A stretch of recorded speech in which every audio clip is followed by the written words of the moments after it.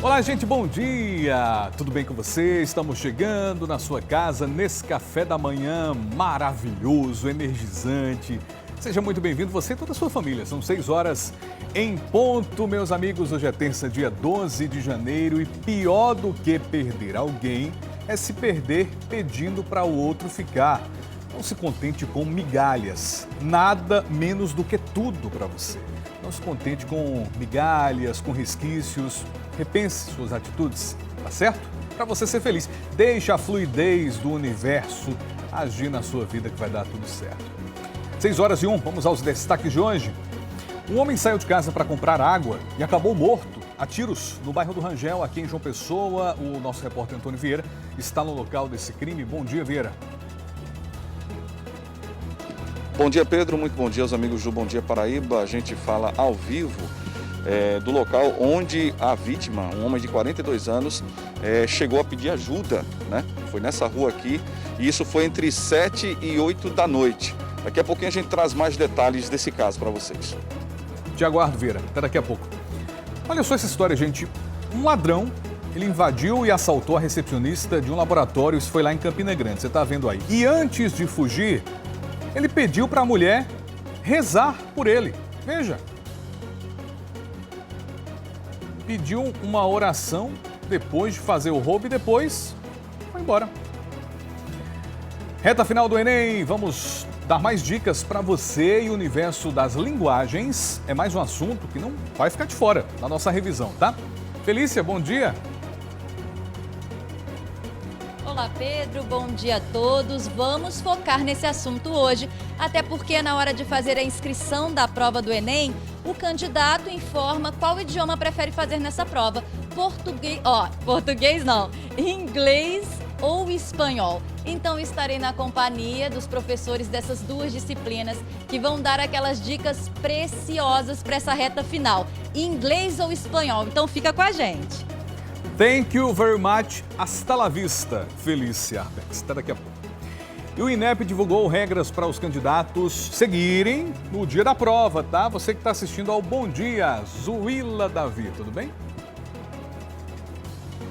Oi, Pedro, bom dia a você, bom dia a todos que nos acompanham. É isso mesmo, para essa edição especial do Enem, durante a pandemia da Covid-19, o INEP divulgou algumas regras que devem ser seguidas, desde o horário de abertura dos portões, que acontece um pouco mais cedo, também equipamentos que devem ser obrigatórios durante a prova e também alguns comportamentos que os candidatos devem seguir ao longo da realização das provas, que já começam agora, no próximo domingo, dia 17 de janeiro. Ao vivo, daqui a pouquinho, a gente traz todas as informações para quem vai prestar o Enem no próximo domingo. Até já, Pedro. Combinado, até daqui a pouco. São 6h03, bom dia.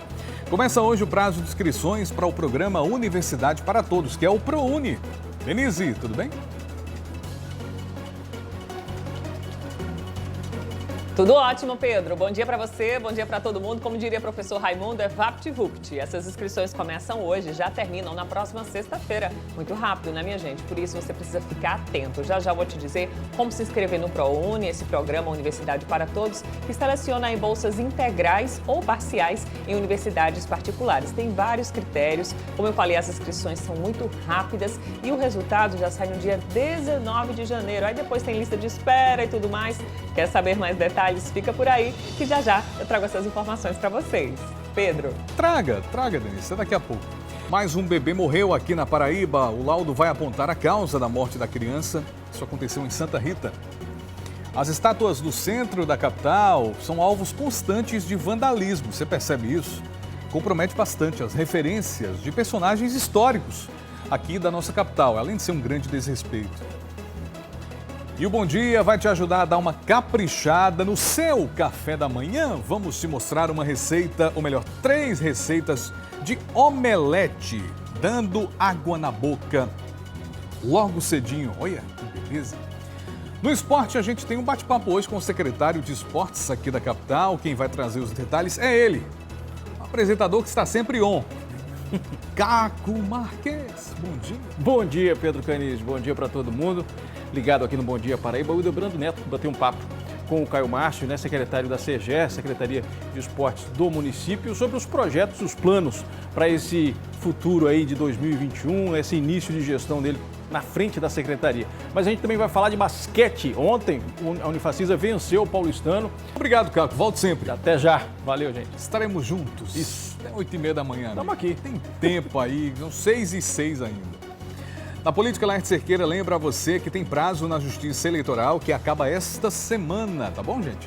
Estamos em casa, bora participar do Bom Dia, 981819700. Você já sabe como é a dinâmica, como é a logística. Manda mensagem para cá, a gente vai conversando durante o jornal. Uma ótima terça-feira para você e vamos juntos com muita força, foco, fé, muito amor no coração, esperança durante essa semana toda. Começa o dia com a gente, Paraíba.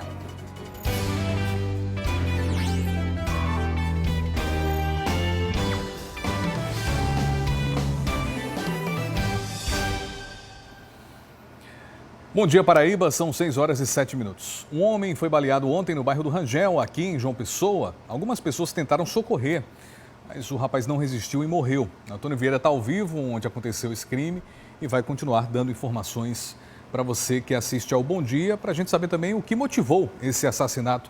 Já tem alguma informação sobre isso, Vieira? Olha, Pedro, mais uma vez bom dia para você, bom dia aos amigos do Bom Dia Paraíba. A gente fala aqui exatamente do local onde a vítima teria parado depois de tentar fugir. Essas são as primeiras informações que a gente tem. De acordo com a Polícia Militar, Aldenir, Menezes da Silva, de 42 anos, ele estava em frente a um bar que não ficava nessa rua, ficava mais numa rua próxima, quando foi surpreendido por homens que chegaram baleando ele, dentro do carro ainda onde ele estava.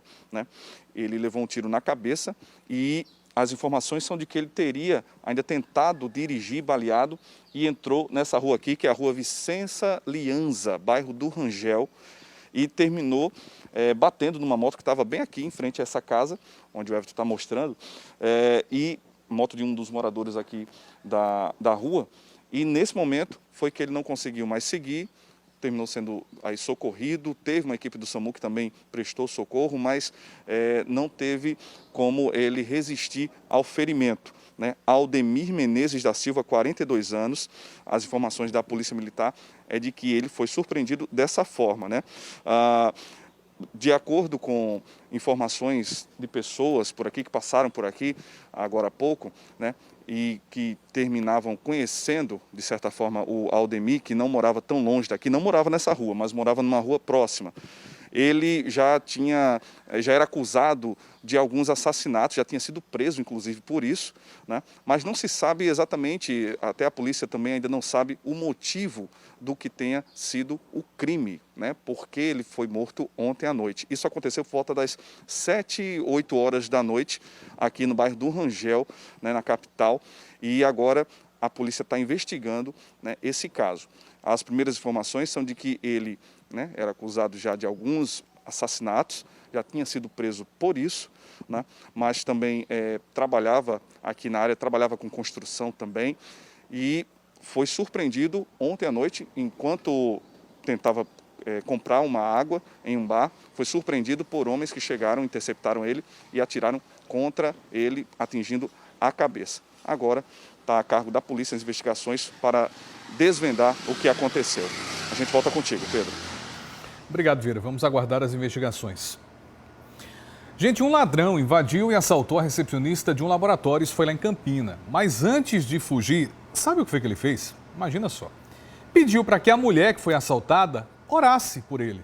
Fizesse uma oração ali naquele momento. Essa cena foi gravada pelas imagens do circuito interno de segurança do local. A gente não pode julgar ninguém, mas que é muita cara de pau, é sim. Aproveite, seu assaltante, que você está nessa fase religiosa da sua vida e reveja os seus atos para não pecar mais. São 6h13.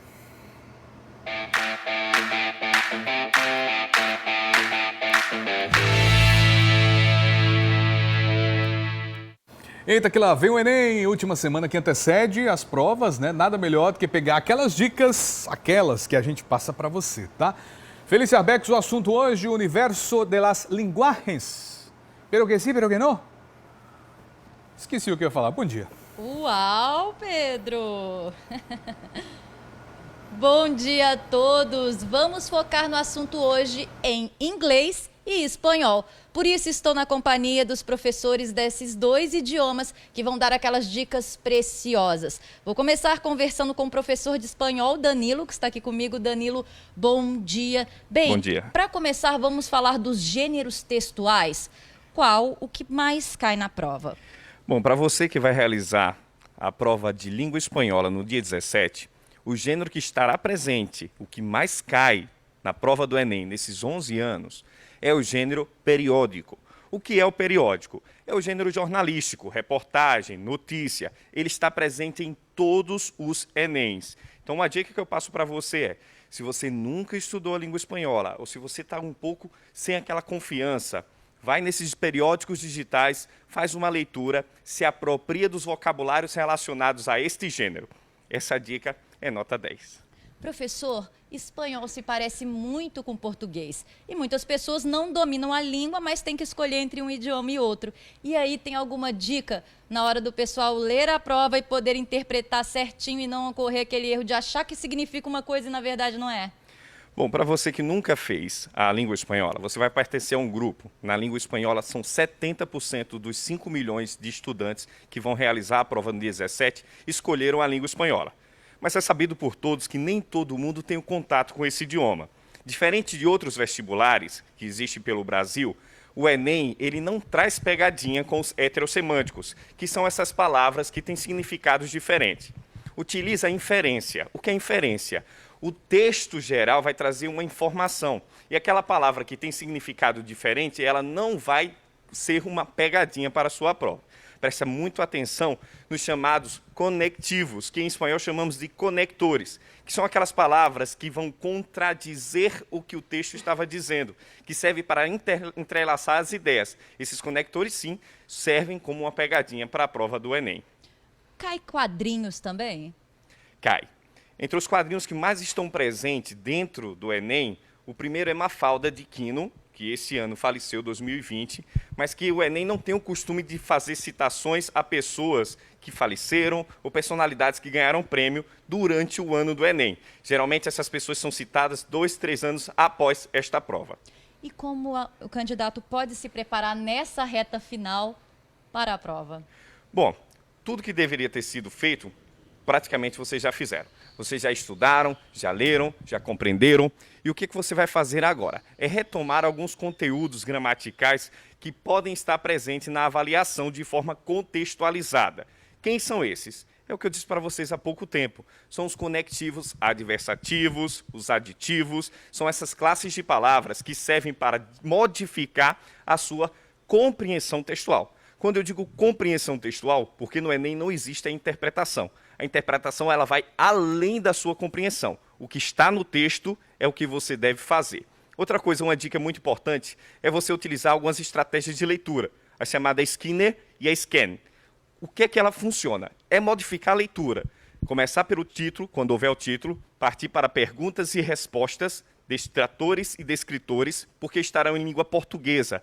Aquela palavrinha que você sentiu dúvida, ela vai ser revelada para você dentro dessas perguntas e respostas. Isso vai ajudar muito, porque vai deixar seu texto muito mais claro. Muito obrigada pelas dicas, professor. Agora a gente vai falar sobre inglês, né? Então estou aqui na companhia do professor Kleber. Professor, bom dia. Vamos de gêneros textuais também? Bom dia. Com certeza. Bom dia, pessoal. Então, o que a gente precisa saber nessa prova do Enem, fora toda a contextualização que existe da prova, tá certo? Que nós já vimos em anos anteriores que aconteceu, por exemplo, foram músicas. Músicas estão presentes. Então, é muito importante a gente ver o contexto que a música é inserida. Entendeu? Saber qual o país de origem do cantor, saber o contexto social que ele está inserido. Outra coisa também que eu quero falar hoje é sobre um gênero textual, receita. Essa receita doméstica mesmo que a gente faz em casa, ela pode ser cotada para cair justamente porque ela usa verbos no imperativo. É muito comum você, quando está preparando uma receita, né, pessoal, vocês verem, prepare isso, 2 litros de tal coisa, tranquilo. Mas isso daí no inglês tem o que nós chamamos de os verbos imperativos, assim como no português, tá certo? Então, o que vai acontecer? Vocês vão ver que os verbos no imperativo em inglês, ele vai vir sem o to na frente.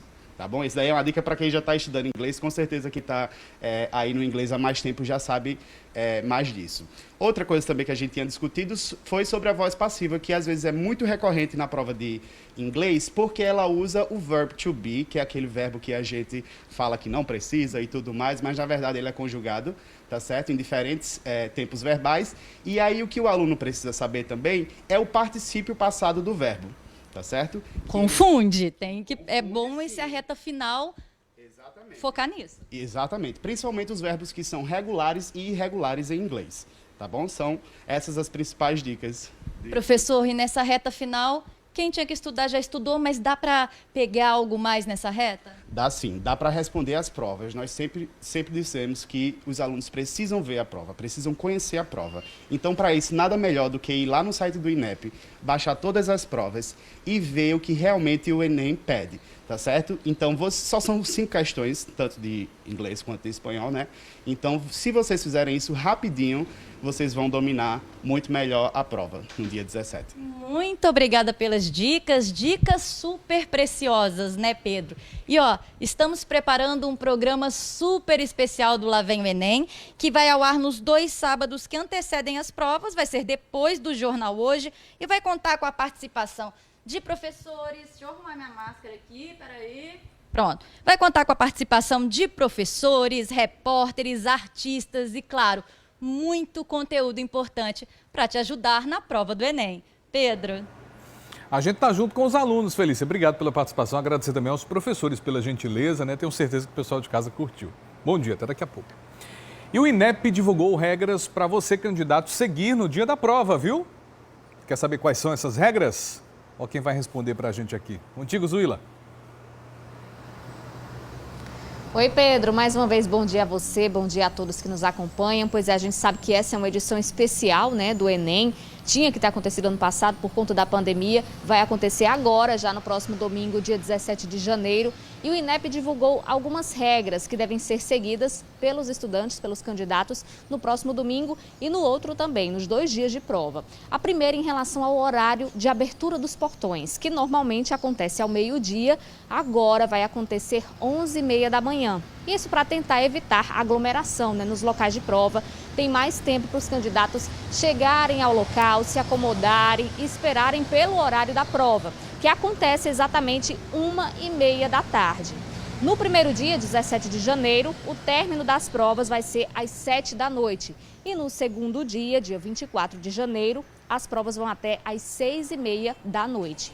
Também tem regras do que levar na hora da prova. Sempre a gente dizia, não esqueça o documento oficial com foto, não esqueça a caneta esferográfica de tinta preta transparente. E agora a gente vai dizer, não esqueça a máscara e usar ela de forma correta. Quem estiver sem máscara não vai poder entrar nos locais de prova. Atenção, gente! E dentro das salas, além do distanciamento social, né, que vai ser estabelecido, o INEP deve colocar todas as salas com um distanciamento de pelo menos 1,5 m entre um candidato e outro, e esse candidato deve estar com a máscara durante toda a realização da prova. E atenção, não é só colocar a máscara não, tem que ser de forma correta, tá, gente? Dessa forma aqui, cobrindo o nariz e a boca. Quem fizer o contrário, querer usar no queixo, tirar a máscara, vai ser desclassificado, ele pode ser eliminado, viu, gente? Então é muito sério isso. Quais são os casos em que ele vai poder tirar a máscara? Só para se identificar, né, na hora que chegar, mostrar o documento com foto, baixa a máscara só para identificação e também se for beber ou comer algo durante a prova. Mas aí tem que retirar de forma correta, passar o álcool em gel que pode estar com ele ou também com o fiscal de prova, ou seja, tem que seguir todos esses protocolos. Além disso, na hora de ir até o banheiro e voltar, lavar bem as mãos. Esse é um cuidado que cada um tem que ter. E outra informação muito importante, gente, é em relação aos sintomas da Covid-19. Quem for diagnosticado com a Covid durante os 14 dias que antecedem, né, a data das provas, que já é agora no próximo dia 17 de janeiro, e também na outra semana, se sentir algo na semana que vem, antes do dia 24, também não pode fazer a prova. Então, se teve algum sintoma, não vai para a prova. O que você vai fazer? Vai ligar para o telefone do INEP o 0800 61 61 61 e vai informar que teve algum sintoma. Aí o que acontece? Vai ter uma reaplicação dessas provas no mês de fevereiro, entre os dias 23 e 24 de fevereiro. São essas todas as informações para os candidatos que vão fazer prova no próximo dia 17. A gente espera que todo mundo faça com muita tranquilidade, né, Pedro? E aí, Denise, você que está aí me assistindo agora, está orientando todo mundo para fazer as provas do Enem e a gente, claro, que torce por todos eles, né, Denise? A gente deseja muita sorte, tranquilidade e saúde para fazer bem essas provas no próximo domingo. Denise, é com você.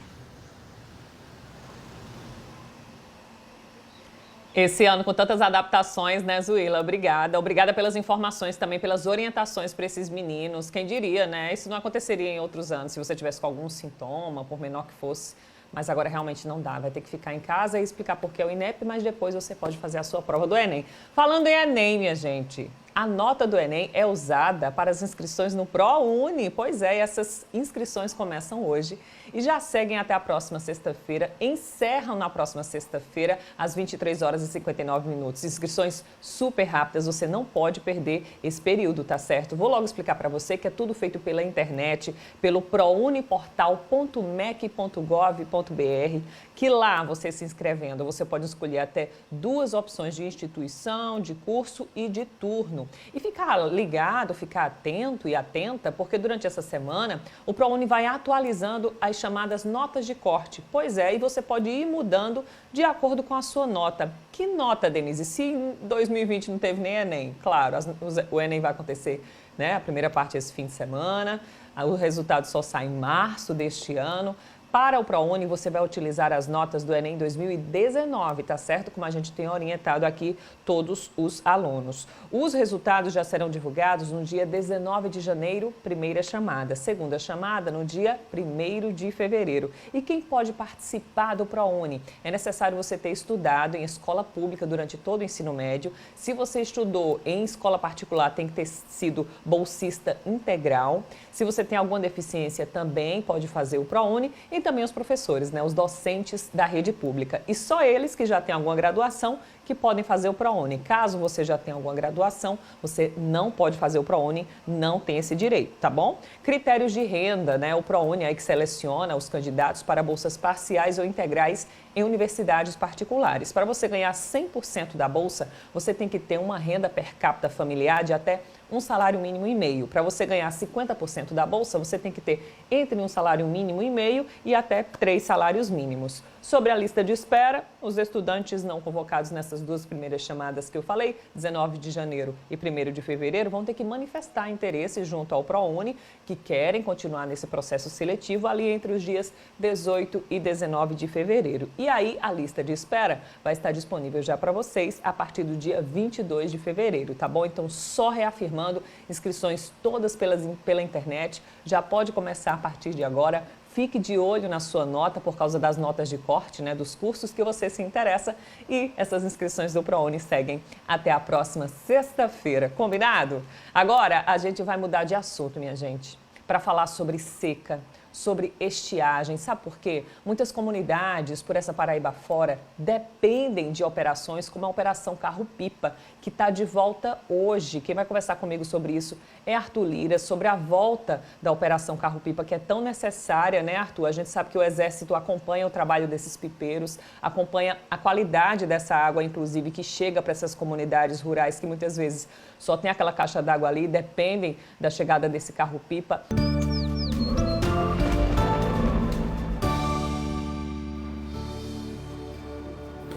Primeiro, o interior. Vamos dar um pulinho por lá. Começando pela região do Brejo. Bom dia, Brejo. Segundo a ESA, temperaturas variam de 21 graus a mínima até 31 a máxima. Nebulosidade variável, pode chover aí, tá?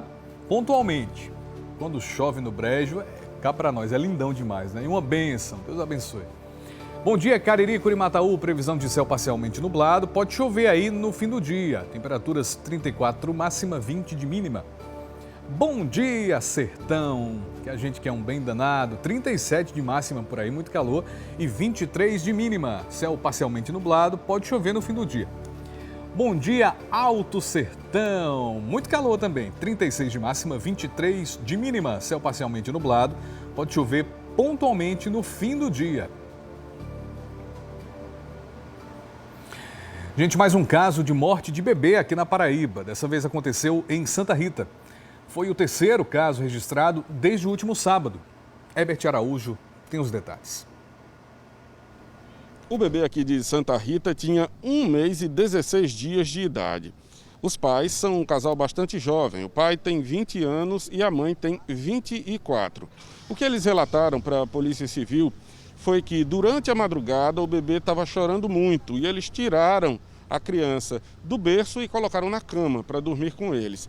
Só que depois eles relatam que o bebê ficou roxo e eles trouxeram a criança aqui para a UPA de Santa Rita. Aqui no local, o que relatam as equipes de atendimento é que esse bebê já chegou morto à unidade de pronto atendimento. Aí o pai foi atrás da documentação para poder fazer a retirada do corpo daqui e fazer o sepultamento.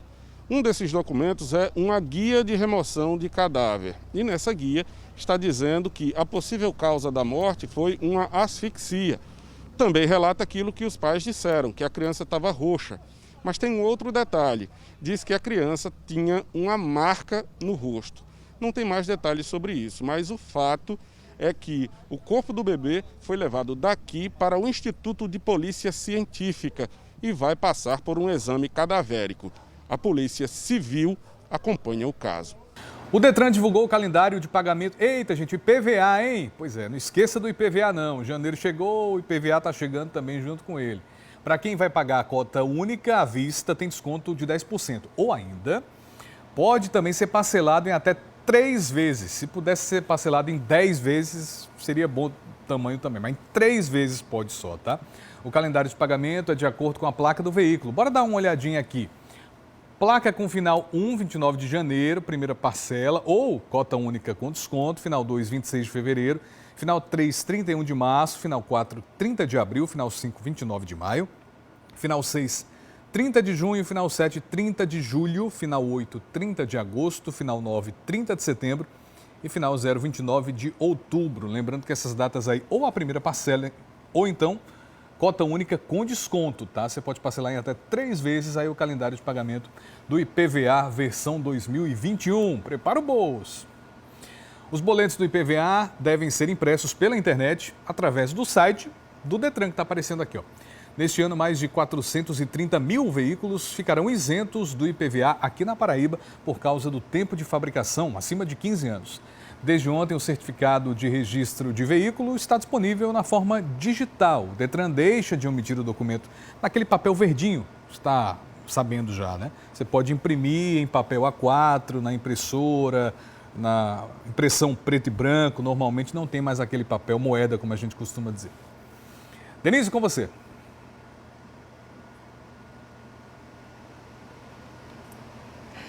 Obrigada, Pedro. Agora a gente vai falar, Pedro, sobre economia, sobre alimentação, sobre cesta básica, minha gente, porque não tá fácil para ninguém. Você que vai no supermercado, você que vai na feira, tem visto isso, né? O quanto a alimentação tem pesado no bolso do consumidor. E saiu uma pesquisa agora do Diese que mostra justamente isso. Nossa capital, João Pessoa, ficou num ranking nada legal, viu? A 5ª capital com maior variação de preços, uma variação de 27,21%, ficando só atrás de Salvador, Aracaju, Campo Grande e Belo Horizonte. De acordo com essa pesquisa do Diese, a cesta básica ficou sim mais cara ao longo de 2020 em todas as capitais brasileiras.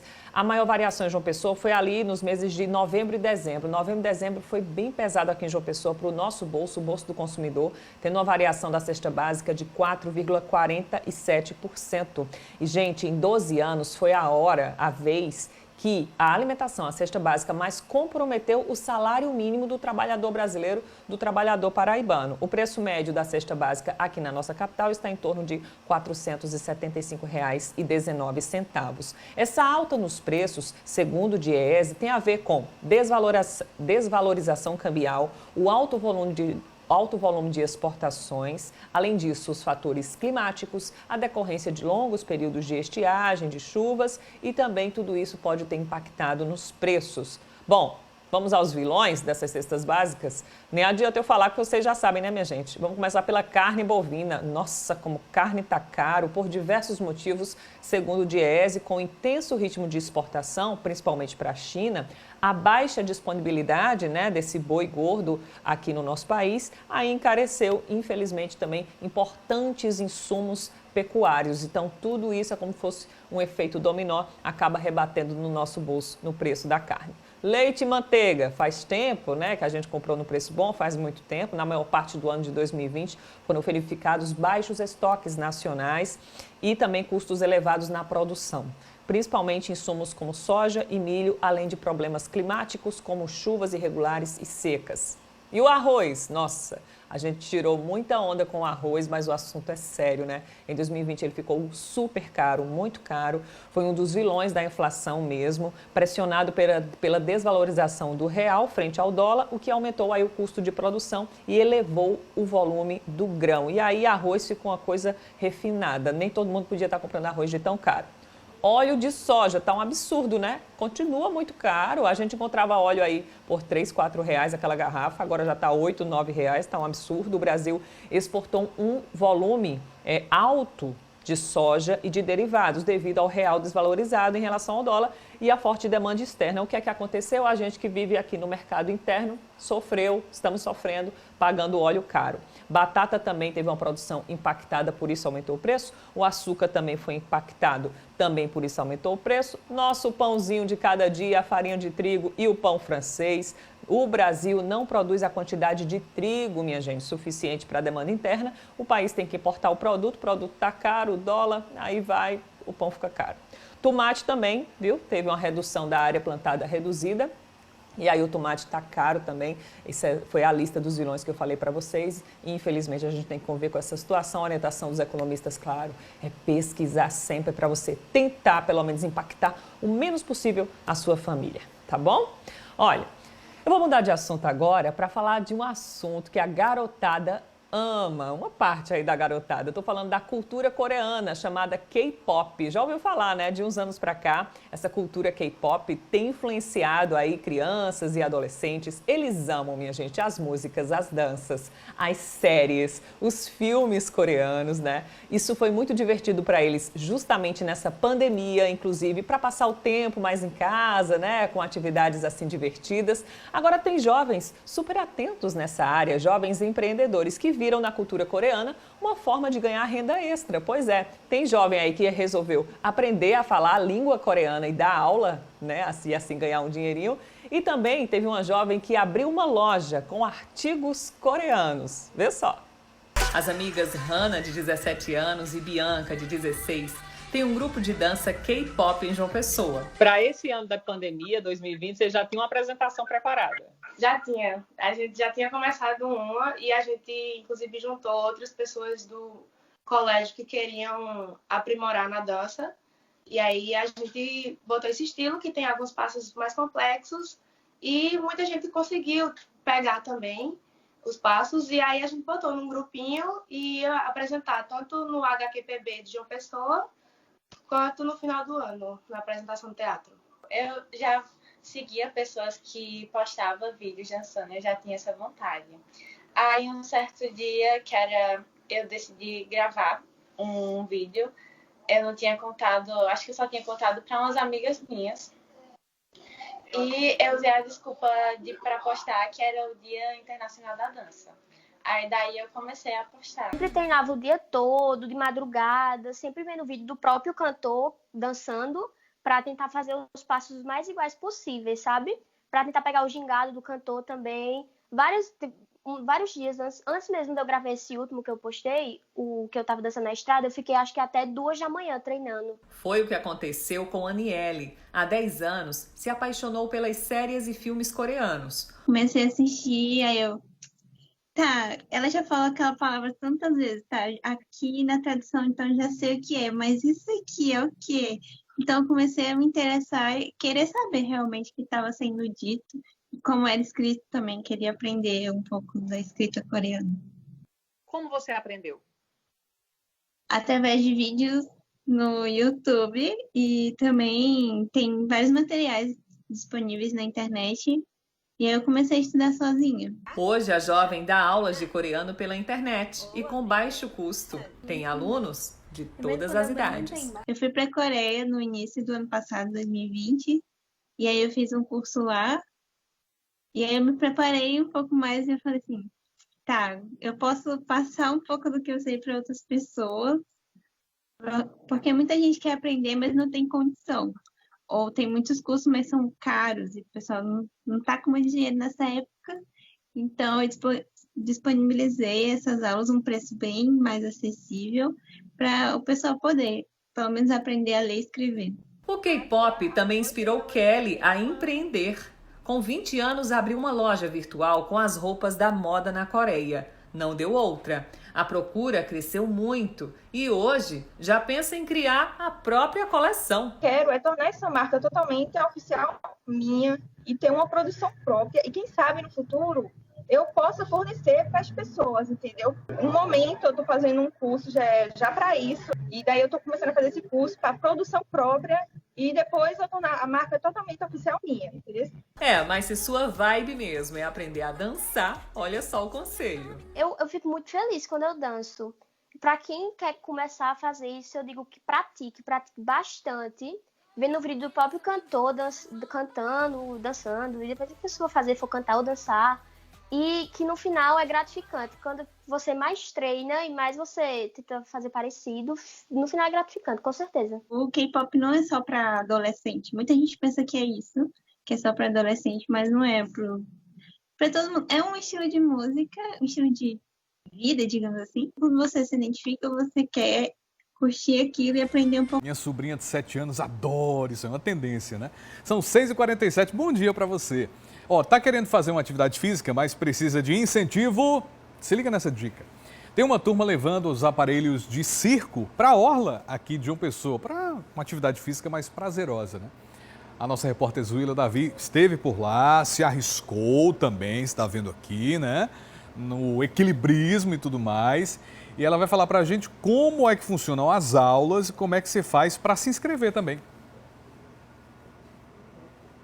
Encontramos um circo aqui nas areias do Cabo Branco, pertinho aqui do Buço de Tamandaré. Esse é o projeto Circulando Saúde, com técnicas de acrobacias aéreas, que qualquer pessoa pode aproveitar e aprender. Esse é um projeto da artista circense Nara Salles, junto com a Funjop, que trouxe o circo aqui para a praia, né, Nara? Qual foi a ideia de vocês? Realmente é incentivar a atividade artística e física também? Isso, principalmente a física.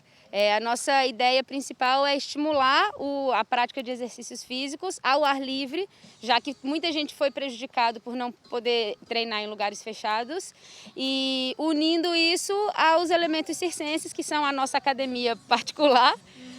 Somos artistas de circo, mas a gente sabe que isso trabalha muito a parte física, então a gente quis mostrar esse outro lado do circo, que ele também é saúde. Eu escolhi o tecido especialmente porque ele trabalha tudo.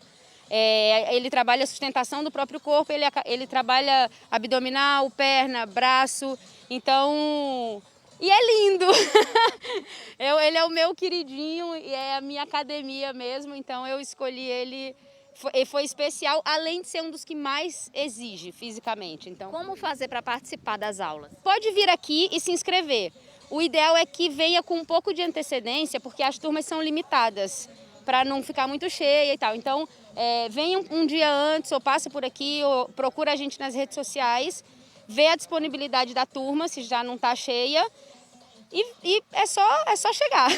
É gratuito? Paga alguma coisa, alguma inscrição? Não paga inscrição. 80% das vagas são gratuitas, 20% são pagas. E aí são aulas avulsas, assim, você chega e paga por aula. E aí como é que pode ser? Você pode participar de 1, 2 aulas por semana? 2 por semana no máximo, até porque o projeto só dura um mês. E aí quem pode? Tem idade mínima, máxima? A mínima tem nesse projeto em especial, a partir dos 6 anos. É para iniciantes, é para pessoa que já trabalha com circo, é para pessoal que já trabalha com corpo, é para todo mundo. E as aulas acontecem durante a semana? Durante a semana, segunda a quinta, 7 da manhã, 6h30 para adultos e 5 horas para crianças e adolescentes. Muito obrigada, Nara, pela entrevista. É esse o projeto Circulando Saúde aqui no Busto de Tamandaré. Zila Davi para o Bom Dia Paraíba. Baita projeto. Parabéns aí a todo mundo que está envolvido. Tem que ter muita elasticidade, hein? Você viu lá os movimentos? Bacana. 6h50 e agora tem a sua participação. Você que está mandando mensagem para o 981819700. Quero te conhecer, quero falar com você, saber o que é que está acontecendo com a sua vida, porque a gente se preocupa com o seu bem-estar. Mandou mensagem? Então bora conversar aqui. Isabel Cristina, bom dia. A CEMOB precisa rever o acesso ao bairro Jardim Planalto. Para acessar o bairro é preciso contornar a feira de Oitizeiro. E nos fins de semana fica impossível. Tem que fazer um arrodeio do tamanho do mundo, né, Isabel? Mais uma reclamação aí, fica o registro da Isabel aqui no Bom Dia. Ramos de Miramar, bom dia. Absurdo, imposto, mais imposto. Como contribuinte, todo ano pagamos muito caro pelo IPVA e não vemos aplicação nas rodovias. Cada vez mais buracos, muito menos. Enfim, deixando aí o registro, está chateado o Ramos por conta da questão dos impostos, do aumento, né, do IPVA também. É muito imposto. O negócio é pagar a conta, pagar boleto, não está fácil para ninguém, viu, Ramos? Um bom dia para você, obrigado pela participação e pela disponibilidade também de mandar mensagem aqui para o Bom Dia. Façam mesmo, até 8h30 da manhã a gente vai conversando aqui, você vai compartilhando o que é que você está pensando, o que é que está acontecendo com a sua realidade, pelo 981819700. Pausa rápida aqui, daqui a pouco vou mostrar para você a situação lamentável das estátuas que ficam no centro aqui de João Pessoa. Elas estão sendo destruídas por vândalos e a nossa história vai sendo alvo de criminosos. Um absurdo, uma falta de respeito. Tem também as informações atualizadas da Covid-19 lá em Campina Grande. Infelizmente, um pastor evangélico bem conhecido morreu vítima da doença. E o governo do estado anunciou que as pré-matrículas da rede estadual serão feitas pela internet. Daqui a pouco falaremos sobre isso, tá? Se ainda não tomou café, eu também não. O Bom Dia vai te ajudar aí. Vamos ensinar 3 tipos de receitas de omelete para dar sustância nessa terça-feira para você ficar com o bucho cheio. Beleza? No esporte, destaque para o 13. O Galo continua se reforçando para a temporada 2021 e tem também a vitória da Unifacisa, venceu pelo Novo Basquete Brasil. E agora tem a participação do telespectador lá de Marisópolis. Mande o seu vídeo também. Agora só, seguinte, tem muita gente mandando vídeo, mas não está dizendo a cidade que mora. Não esquece não, fala o seu nome e a cidade que você está enviando o vídeo. Beleza? Combinado assim? E o Bom Dia Paraíba volta daqui a pouco, 6h53.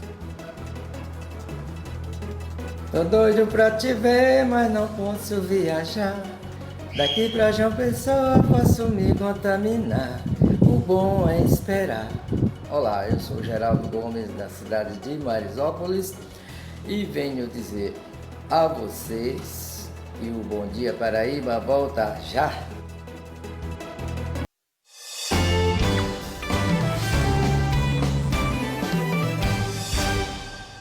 Estamos de volta, vamos saber agora os dados da pandemia da Covid-19 aqui na Paraíba. A gente tem todas as informações, como todos os dias a gente repassa para você que está acompanhando. São 173.299 casos confirmados, 523 novos casos, são 24 pacientes hospitalizados nesse momento, que todos se recuperem. Nossa prece, nossas boas energias para que tudo dê certo, que todo mundo possa sair dessa. Concentração dos novos casos, o ranking aqui das 5 cidades. João Pessoa, 235, Campinas, 76, Monteiro, 32, Barra de Santa Rosa, 21 e Ibiara, 13 casos. 5 cidades onde os casos se concentraram mais com relação ao último boletim. São 3.824 mortes, 16 novas mortes, 8 nas últimas 24 horas. São 194 cidades com mortes confirmadas aqui na Paraíba, portanto, as estatísticas abrangentes da pandemia aqui no estado. Tem mais informações aqui, né? Vamos dar uma olhadinha no número de recuperados, são 130.673 e que esses dados aqui continuem crescendo, que todos possam se restabelecer. Morreu em Campina Grande o pastor Samuel Veras, muito conhecido na cidade. Ele é mais uma vítima da Covid-19. As estátuas que existem no centro aqui de João Pessoa estão destruídas por vândalos. Você percebe, né? Quando você passa estátuas deterioradas. Consequentemente, isso está acontecendo, né? As referências de personagens históricos aqui de João Pessoa, isso tudo vai sendo depredado. Veja na reportagem qual a situação de algumas dessas estátuas. Bora ver.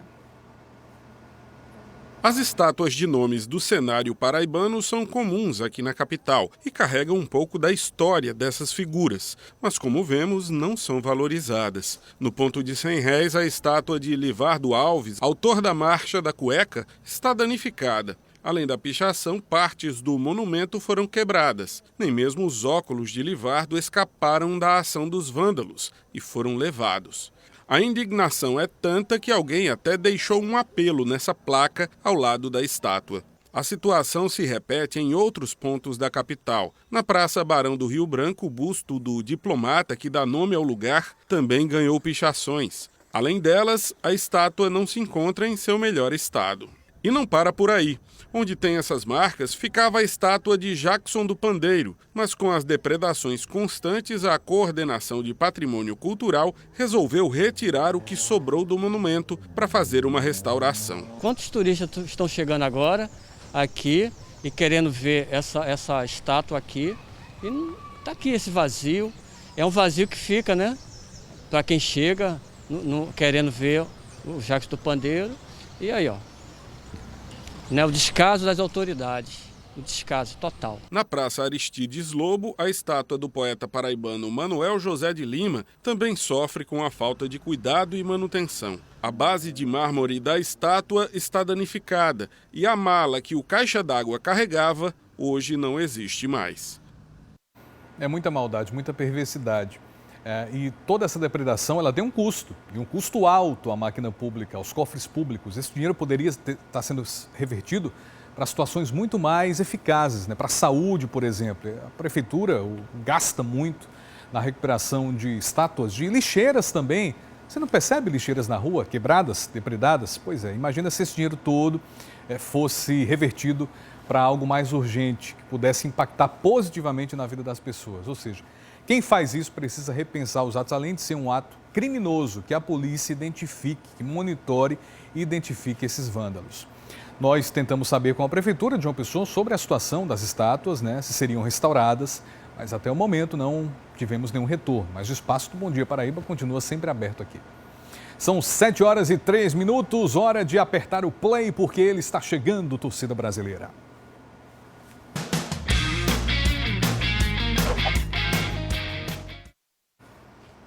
Dia, você ouviu a mensagem que chegou agora? Eu ouvi a mensagem aqui agora. Como é que tá? Tudo bem? Eu tô bem, e você? Tudo bem. Família tá bem? Tá bem, e a sua? Tomou café já, não? Ainda não. Estamos juntos nessa. Cheguei aqui de madrugada, Pedro. A gente chega 4h30 da manhã. Não dá muito tempo, não. Ontem eu fui na farmácia ontem, uma tiazinha. Tá do jornal, tá... Vida boa, né? Vai lá, apresenta e vai pra casa. Vida boa é a dos outros. É verdade.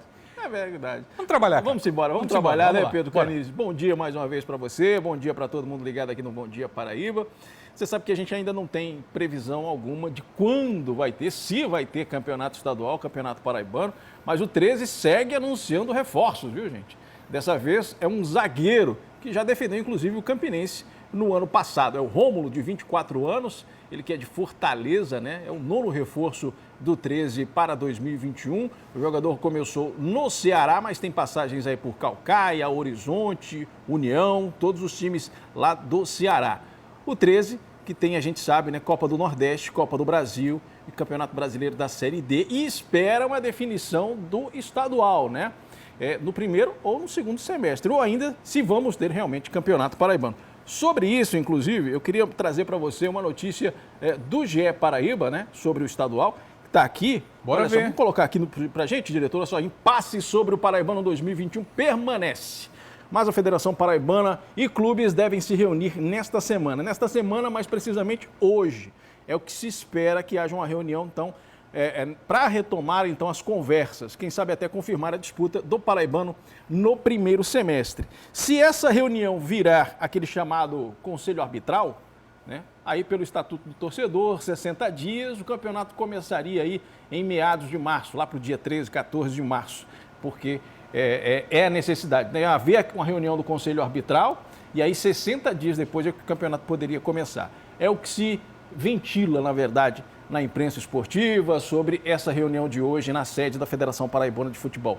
Se vai ser apenas uma conversa para discutir fórmula ou discutir se vamos ter ou não campeonato paraibano em 2021, a gente só vai saber logo mais. Mas é o que se espera, pelo menos é essa notícia que está aqui. Existe um consenso, né, cara? A presidente Michele Ramalho esteve na CBF recentemente, acho que essa semana. Eu vi algumas fotos na rede social.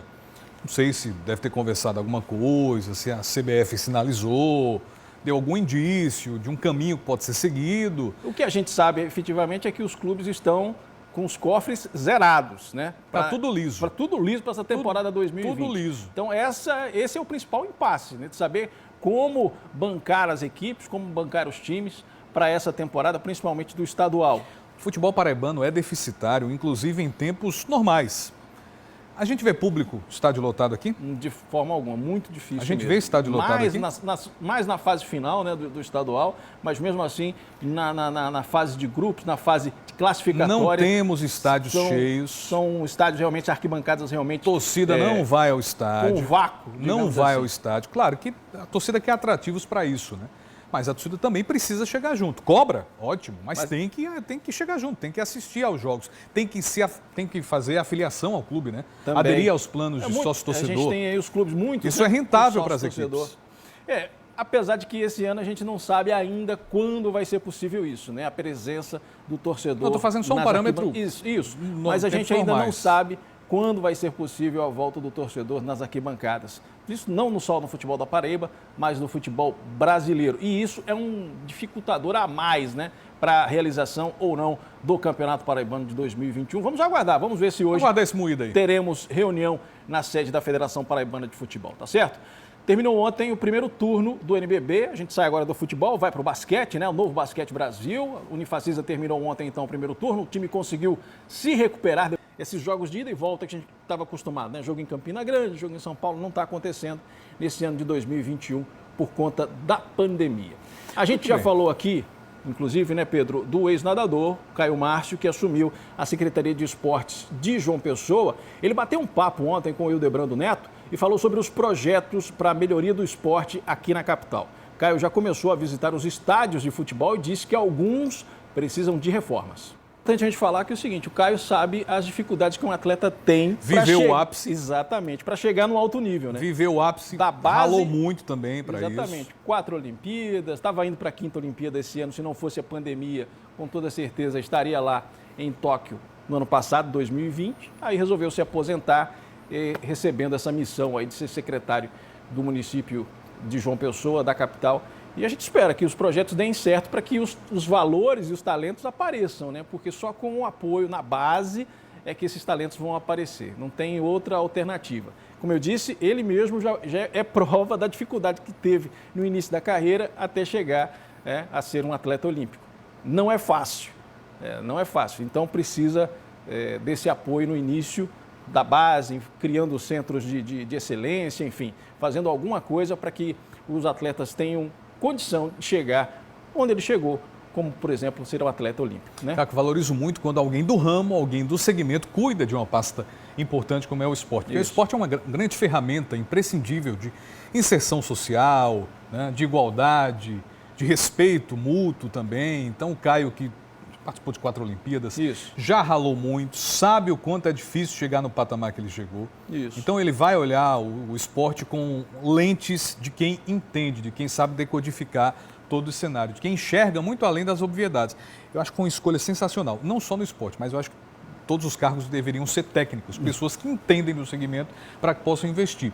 Ele falou aí que o futebol é a menina dos olhos, como realmente é, mas eu tenho certeza que ele vai também descentralizar essa questão do esporte, não focar só no futebol.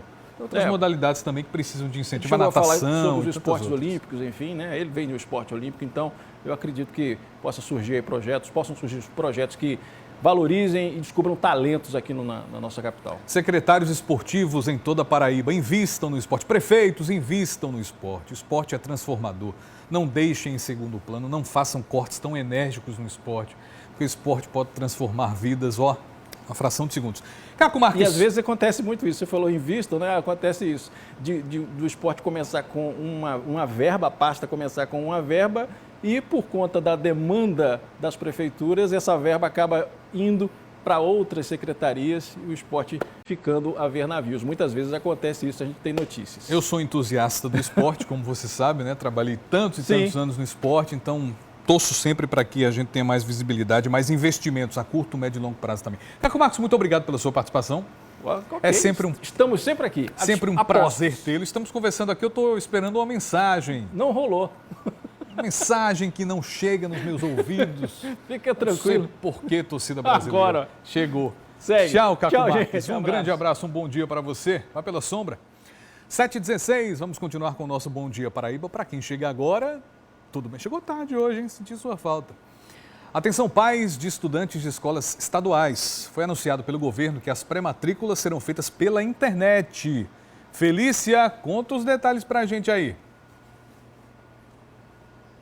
Olá a todos. Os alunos que estudam na rede estadual e pretendem continuar já podem fazer a pré-matrícula, que vai até o dia 15 de janeiro. Agora, para os novos alunos, a pré-matrícula vai do dia 25 até o dia 29 deste mês. Eu estou na companhia do secretário estadual de Educação, que é o Cláudio Furtado, e ele vai tirar essas dúvidas para a gente. Cláudio, bom dia. São quantas vagas para os novos alunos? Bom dia. Na verdade, estão sendo oferecidas 250 mil vagas, que isso corresponde aos alunos veteranos e aos novatos. As matrículas iniciaram essa semana, ou seja, via um formulário online, mais um serviço do governo do estado dentro do governo digital para melhor atender o cidadão, ou seja, o familiar ou o estudante não precisa se deslocar até a escola para preencher via o site pbeduca.se.gov.br. Lá ele, nesse momento agora dos veteranos, ele vai ter que utilizar um código de matrícula que ele já tem. Isso ele pega na plataforma Saber, que é a plataforma do governo do estado, preenche os dados e submete essa matrícula. E para os novatos, qual é a documentação necessária? Para os novatos, a partir do dia 25, ele tem que ter uma foto 3x4, o seu histórico escolar, o CPF e um comprovante de residência atualizado. Bem, são quantas vagas e distribuídas por quantas escolas mesmo, para a gente relembrar? São 250 mil vagas, distribuídas por 668 escolas, e também a gente chama a atenção que o aluno que por acaso não tenha acesso à internet, ele pode procurar, ele, o responsável, procurar presencialmente a escola, que será mantida toda a questão do afastamento, mas as escolas estarão abertas para que seja preenchido esse formulário dentro da escola. Tem um horário de funcionamento específico? No horário de 8 a meio-dia e das 14 até às 18 horas. Bem, essa data é para pré-matrícula. Quando a matrícula é efetivada? Na verdade, esse nome pré-matrícula é mais... as matrículas já iniciaram. Pré, porque para o caso dos veteranos, nós já temos uma base de dados, é só a confirmação dos dados, certo? Da permanência daquele aluno junto à rede estadual, certo? Para os alunos novatos, é a matrícula definitiva. E tem previsão para início das aulas? A gente tem uma programação que a partir de 18 de fevereiro, a gente ainda não anunciou a data, a rede possa voltar. E essa volta vai depender muito das condições de como estará a pandemia, de como se já iniciou a vacinação, para ver se voltaremos de forma remota ainda, e depois faremos uma transição para o híbrido, ou se já voltaremos no modelo híbrido. Foi realizado um inquérito sorológico, né?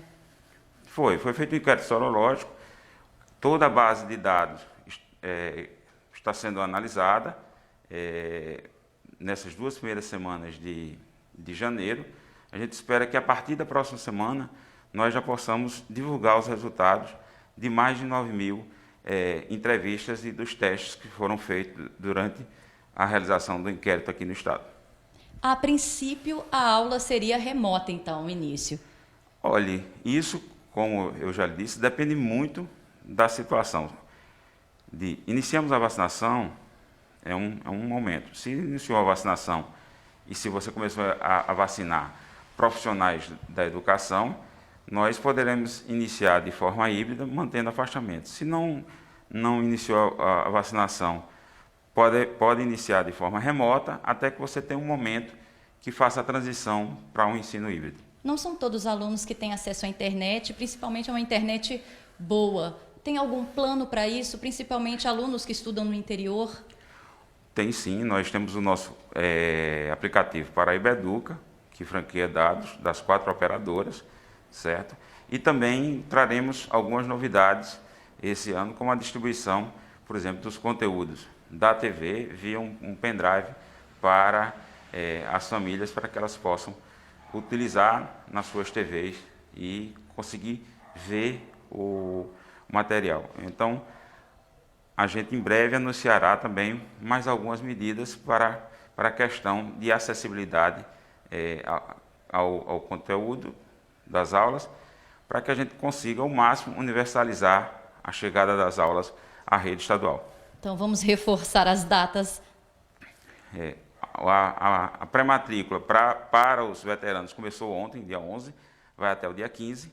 A partir do dia 25 de janeiro, começa as matrículas dos novatos e vai até o dia 29.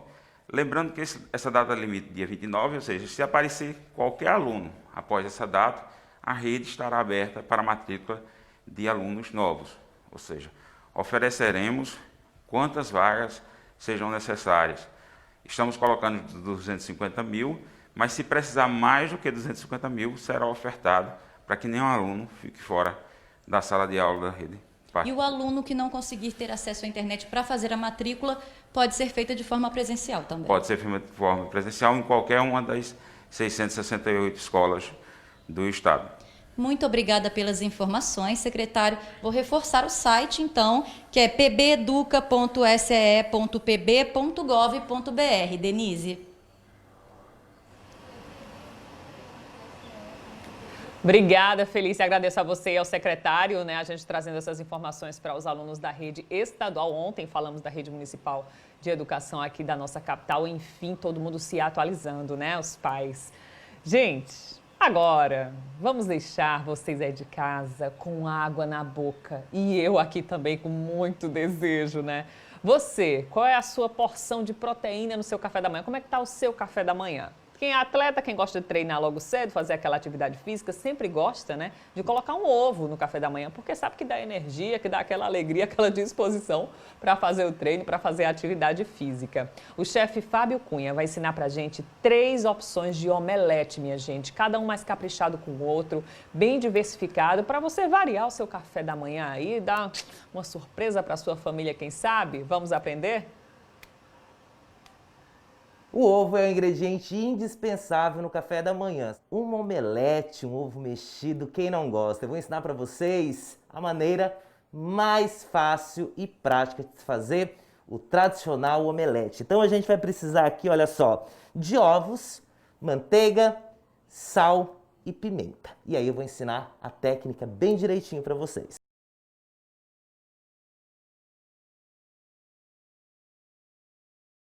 Para fazer a base da nossa omelete, 3 ovos. Aqui eu estou dando preferência para o ovo caipira. Vou temperar com sal. Aqui eu estou usando um sal moído na hora, mas pode ser um sal refinado. E vou adicionar aqui, olha só, uma pimentinha do reino, também moída na hora. E após os ovos estarem bem batidos, eu vou ligar aqui uma chama de fogão e vou aquecer a gordura. Eu estou utilizando manteiga de garrafa. Se não quiser, também pode utilizar azeite, é bem mais saudável, ou então um óleo.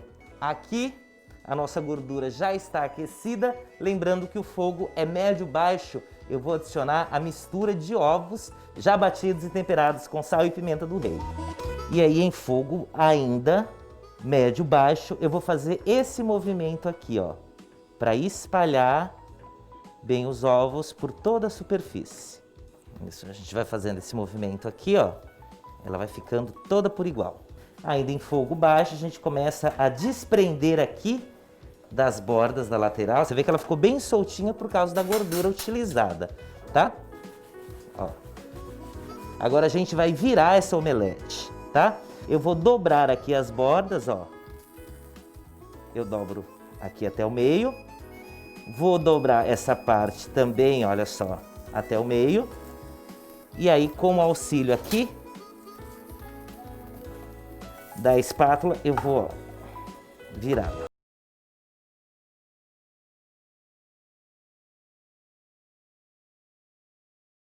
Para os mais ousados, os que gostam de uma omelete um pouco mais sofisticada, eu vou ensinar vocês a fazerem um recheio de cogumelo shimeji. E para fazer esse recheio, né, de cogumelo shimeji, eu vou precisar de cogumelo shimeji preto, eu vou precisar de manteiga integral, sem sal, cebola, shoyu, sal, pimenta, conhaque, salsinha e cebolinha.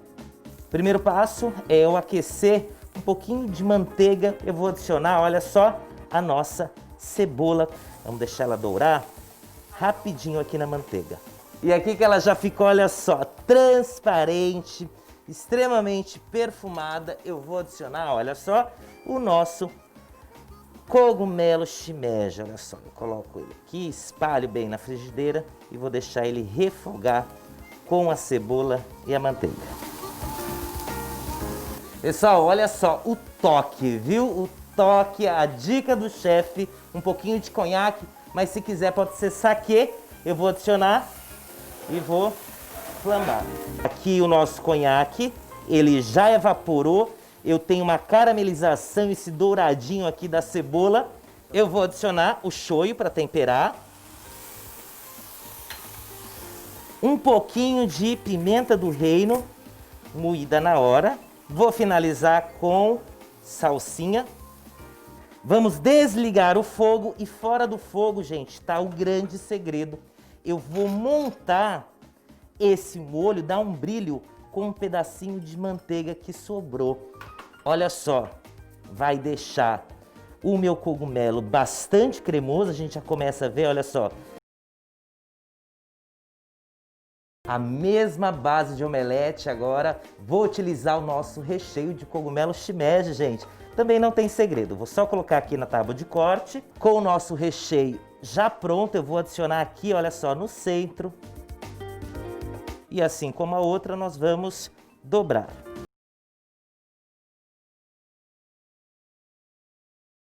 E para uma versão mais light, vamos rechear a nossa terceira omelete aqui com peito de peru, queijo prato e um tomatezinho concassê, sem pele e sem semente. Então olha só, peito de peru defumado, fica super light, inclusive, essa versão.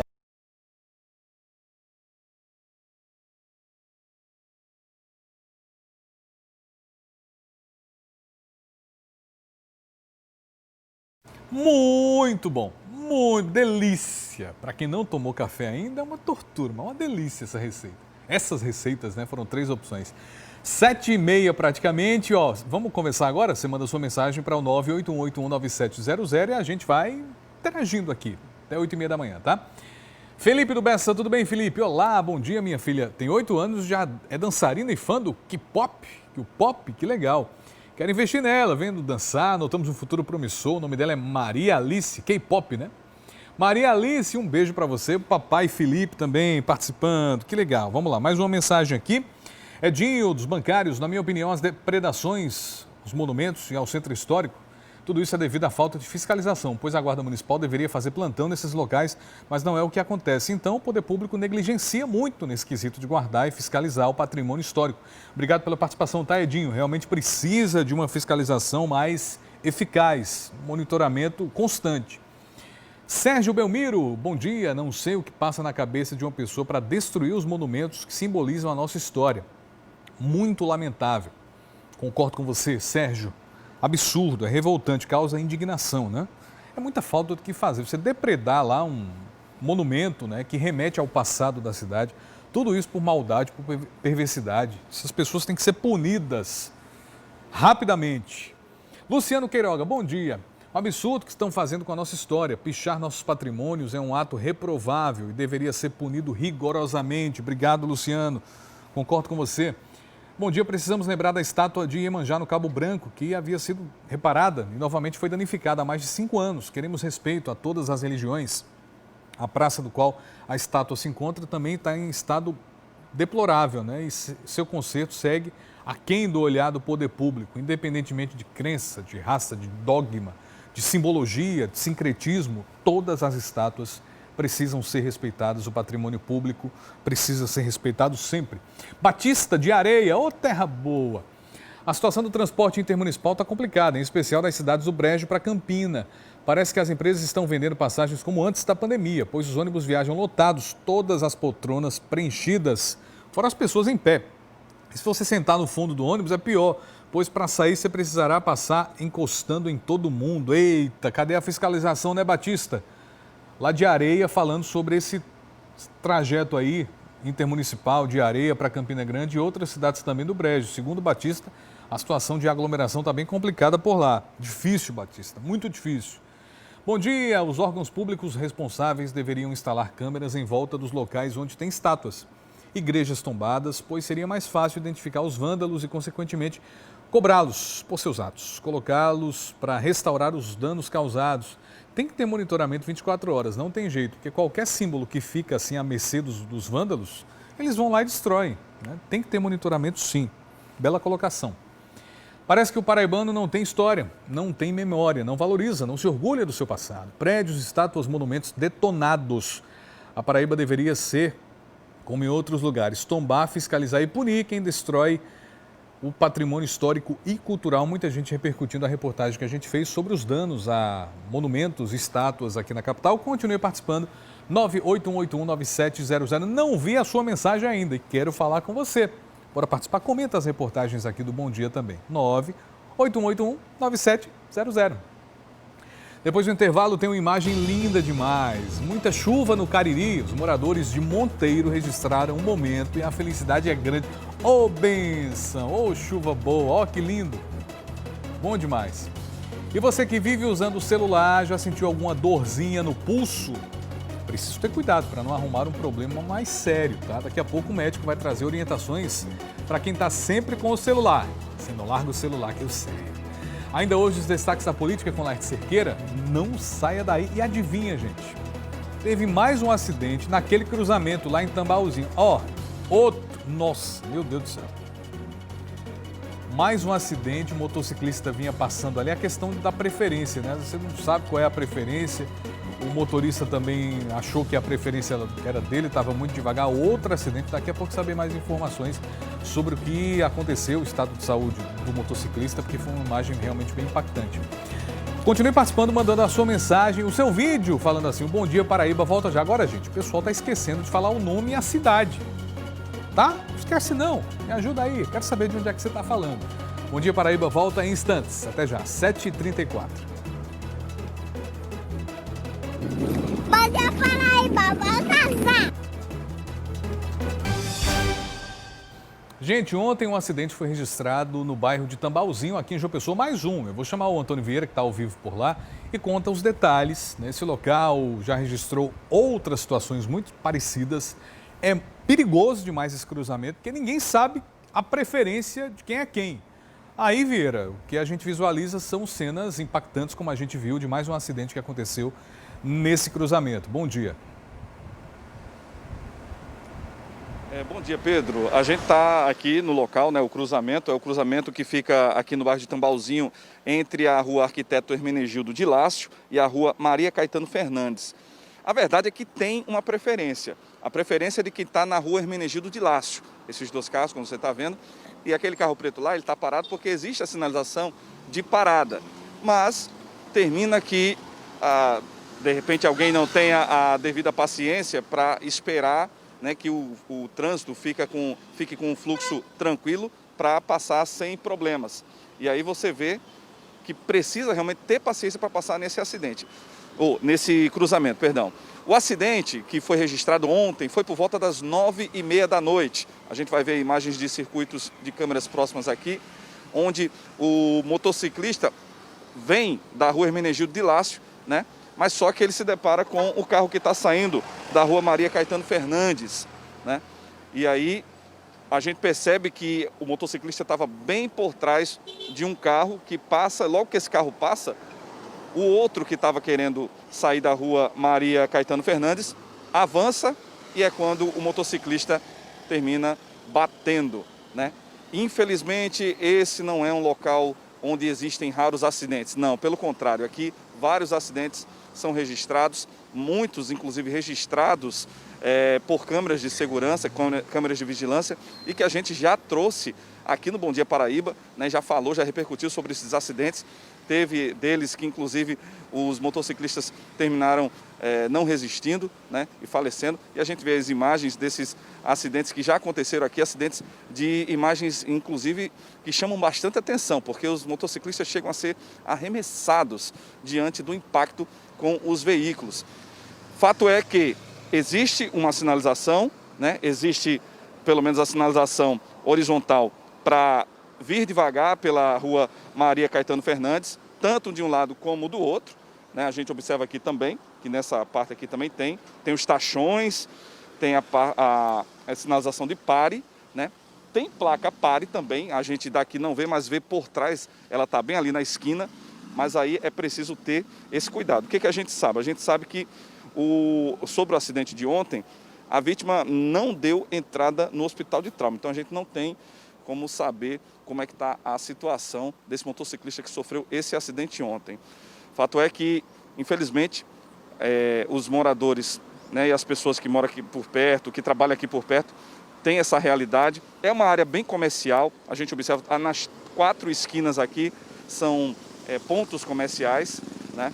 As residências ficam mais distantes do cruzamento, podemos dizer assim, e o cruzamento é muito utilizado. A gente vê que a essa hora da manhã, o Everton está mostrando aí para vocês, é bem movimentado, é um cruzamento que vem muita gente vindo da Beira Rio, seguindo para Epitácio Pessoa, também vem gente que na Hermenegildo Lácio faz o inverso, vem da Epitácio para Beira Rio, mas também da Torre para o Espaço Cultural e vice-versa. E aí fica, né, esse registro aqui para que as pessoas possam ter bastante atenção quando passar aqui. E claro, se a CEMOB bem puder, melhorar um pouquinho a sinalização, deixar uma sinalização mais chamativa para que as pessoas que passem aqui possam ter cuidado aí para não se acidentar. Aqui também tem essa questão, não tem faixas para pedestres, a verdade é essa, né? É uma falha, digamos assim, nessa sinalização aqui. E a gente termina essa entrada ao vivo mostrando para vocês esse movimento e fazendo esse apelo, tanto para que as pessoas que passam por aqui tenham a devida atenção, como também para que a CEMOB possa, de repente, dar uma sinalização mais chamativa aqui esse local. A gente volta contigo, Pedro. Bom, o cruzamento é perigoso, eu até falei, acontece muito acidente porque o pessoal não sabe de quem é a preferência, mas você visualiza que tem sinalização sim, no chão, o nome pare ali bem grandão, em letras garrafais, tem a placa também aqui dizendo pare, tem umas lombadas no chão também para o pessoal diminuir a velocidade e saber que ali é necessário parar. Claro que é um cruzamento que tem muito fluxo, mas o que falta, na verdade, aí é a atenção dos motoristas, porque tem sinalização sim. Ô, meu amigo, cuidado, vá com Deus aí, rapaz. Espere direitinho, deixa o outro passar, respeitem a sinalização. Falta, na verdade, respeito, porque sinalização tem placa aqui, tem no chão, pare, tem lombada. É só o pessoal ter mais cuidado, né? Não ter tanta displicência assim. É um cruzamento muito movimentado, mas tem sinalização. A gente cobra muito quando não tem, mas nesse caso tem sinalização sim. Muito cuidado para você que for passar por aí, tá? Cuidado, meu amigo. Vai lá, vá com Deus. Agora falar com o G1, que a Dani está chegando. Foi divulgado hoje no Diário Oficial do Estado o resultado final do concurso de formações de oficiais 2020 do Corpo de Bombeiros Militar aqui da Paraíba. O assunto que é destaque para você, Dani. Vai contigo? Bom dia, Pedro. Tudo bem? Bom dia, pessoal. Tudo certo? A lista completa dos aprovados pode ser acessada no site do Corpo de Bombeiros da Paraíba.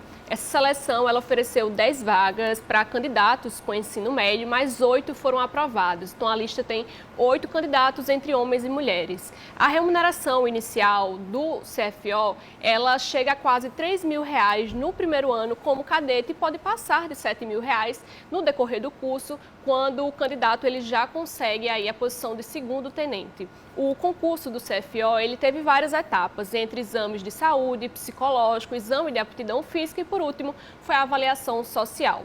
Esse concurso ele tem validade de 1 mês a partir da homologação do resultado final, que ainda não aconteceu e pode ser prorrogado pelo mesmo período. O curso de formação de oficiais do Corpo de Bombeiros ele tem uma duração de 3 anos letivos e acontece de forma integral e com regime de dedicação exclusiva. Se você tiver dificuldade para encontrar a lista, é só você acessar g1.com.br/pb e lá você encontra tudo que você precisa para ficar por dentro desse resultado. Facinho, g1.com.br/pb. Exatamente. Obrigado, Tadani. Tchau, pessoal. Até mais. Bom dia.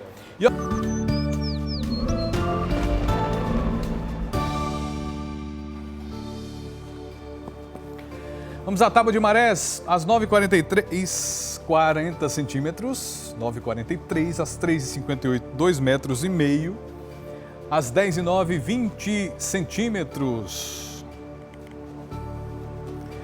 Vamos à previsão do tempo aqui para a capital de todos os paraibanos. Temperatura máxima de 32 graus, mínima de 24. Imagens lindonas de nossa Jampa. Pode ocorrer chuva passageira também. Vamos dar um pulinho lá em Campina Grande, previsão do tempo para o Agreste. Máxima de 32, mínima de 21 graus. Nebulosidade variável, pode ocorrer chuva passageira e pontual também, tá? Bom dia para todo mundo aí de Campina Grande. 7h51. Deve estar geladinho aí em Campina, como sempre, quando acorda, né? Cedinho. Até esse horário tem aquele ventinho gelado, mas vai fazer muito calor por aí. 981819700, bora conversar, ó. Tô de olho em você. Luiz Gomes, ele manda, bom dia. Para as pichações e danos causados naquilo que é público, a punição seria identificar os vândalos e obrigá-los a refazer tudo, sem onerar o município ou estado. Obrigado pela participação, tá, Luiz? Um bom dia. Na minha opinião, isso é falta de programas sociais de valorização da cultura. Não se identificou, mas está valendo. O importante é mandar mensagem aqui pra gente, tá? Obrigado. Bom dia. No Parque Paraíba 1, no Bessa, mais de uma vez por semana tem aulas particulares na quadra, impossibilitando a prática de esportes de outras pessoas que não fazem parte da aula. Por ser público, acredito que essa prática não seja permitida. Estranho, né? Aula particular em um espaço público, impossibilitando que as outras pessoas frequentem o lugar, realmente tem alguma coisa errada aí. Parque Paraíba 1, ó, denúncia, hein? Mais mensagem chegando, 981819700. A gente vai continuar falando daqui a pouquinho com você, tá? Continue participando. No próximo bloco tem a coluna de política. O Ministério Público Federal instaurou um inquérito para apurar irregularidades na obra de triplicação da BR-230 entre João Pessoa e Cabedelo. E atenção, eleitores que não votaram no primeiro turno das eleições de 2020. O prazo para justificar a ausência está acabando. Explico daqui a pouco. Você continua participando, mandando seu vídeo do Bom Dia Paraíba. Volta já, você, a sua família, a criançada. Agora, não esquece de dizer o seu nome e a cidade que você está mandando o vídeo. Só está esquecendo muito. Esquece não, tá? Voltamos em instantes. Meu nome é Alice. Paraíba, volta já!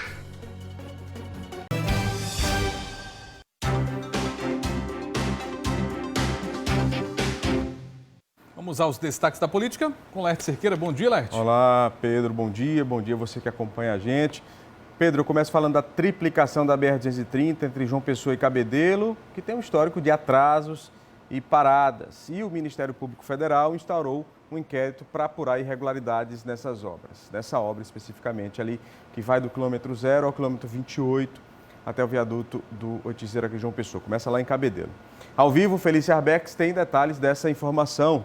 Felícia já está ali e parece que em Cabedelo, né? Felícia, bom dia. Olá, gente. Bom dia novamente. Pense numa obra para dar dor de cabeça, viu?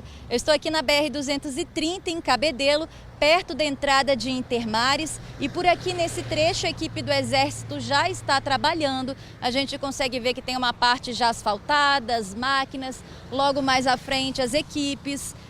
Trânsito fluindo normalmente por aqui e, de acordo com o Ministério Público Federal, dessa vez o inquérito é para apurar as situações relacionadas a deficiências do projeto executivo das obras de adequação de capacidade de segurança da BR-230, que vai do quilômetro 0 até o 28.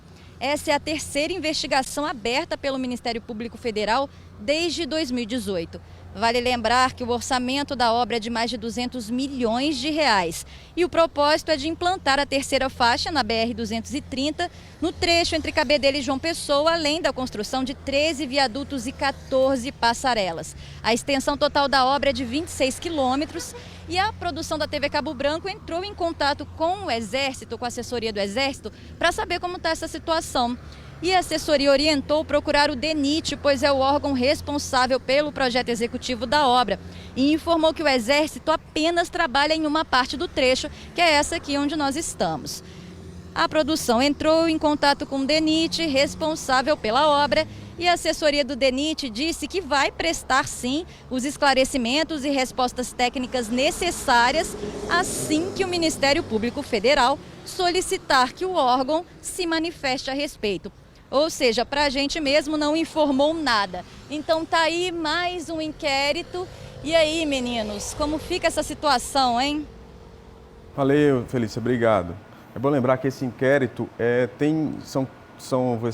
vão ser verificadas, questões técnicas, muito mais técnicas. É uma maneira, inclusive, de acompanhar problemas futuros que podem ocorrer. O ruim é que aconteceu o que a gente já previa, né? Essas obras grandes, de grande valor, sempre no Brasil, acabam assim, nessa demora. Porque já entrou empresa, saiu empresa, teve aditivo, aumentou a obra, agora tem o Exército e a gente continua com uma demora. Eu, inclusive, já soube de um estudo apurando sobre isso, de diminuição da quantidade de viadutos. Isso não está confirmado, mas eu soube que isso podia ocorrer justamente para diminuir o valor da obra. A gente espera que de fato saia, o Exército está aí, a gente viu que pelo menos está trabalhando aí, né? Que vai sair, e essas fiscalizações, esses inquéritos são normais. O procurador Tiago Misael, na decisão inclusive, no despacho, ele fala da importância de ter mais detalhes sobre a execução para evitar possíveis problemas. Muito bem, isso tudo gera custos, né? O problema é que gera custo, né? Quando atrasa, tem aditivos, o valor do momento não é o valor que foi orçado, e isso é um problema. E atenção, eleitores que faltaram nessas eleições, as eleições deste ano, o Tribunal Regional Eleitoral alerta, né, que os ausentes justifiquem o voto e o prazo está chegando ao fim. Você já passou de ano, é o ano passado, a eleição do ano passado. Eleição do ano passado, eu falei esse ano? Esse ano. A gente já está em 2021. Ah, rapaz. Zuíla Davi tem os detalhes aqui para a gente. Olá, Zuíla, bom dia. Oi, Laerte. Oi, Pedro. Pois é, o tempo passou muito rápido, né, gente? Esse prazo dado pelo TRE é de 60 dias após o dia das eleições. Pois é, já está chegando o fim desse prazo. Na próxima quinta-feira, os eleitores que não justificaram, que não compareceram e não justificaram essa ausência, precisam fazer isso para ficar em dia com a Justiça Eleitoral. A gente está aqui com Vanessa do Egito, que é a coordenadora da Corregedoria do TRE, que vai explicar para a gente. Primeiro, Vanessa, vamos explicar para o pessoal. Quem não foi votar, pode ter sido em um só pleito ou nos dois, ainda tem esse tempinho para fazer essa justificativa de forma da pandemia, né, por conta da pandemia. Bom dia, Luísa. Bom dia, Zuíla. Desculpa. Bom dia, Pedro. Bom dia, Laerte. É um prazer estar com vocês. Feliz Ano Novo. Tem sim. Completa 60 dias agora, no próximo dia 14 de janeiro, quinta-feira, e é esse o prazo que ele tem a partir de cada um dos pleitos. Para a Justiça Eleitoral, cada turno é considerado um pleito. Então, 14 de janeiro termina o prazo do primeiro turno, de 15 de novembro. E 28 de janeiro terminará o prazo do segundo turno, que era 29 de novembro. Então, aqueles eleitores que não foram votar em um dos turnos e que têm uma justificativa plausível, estavam doentes, estavam fora do seu domicílio eleitoral, terão até o próximo dia 14, quinta-feira, para o primeiro turno, e até o dia 28 para o segundo turno, para justificar esse voto. E aí a justificativa é feita exclusivamente pelo aplicativo, é título, pode ser de outra forma.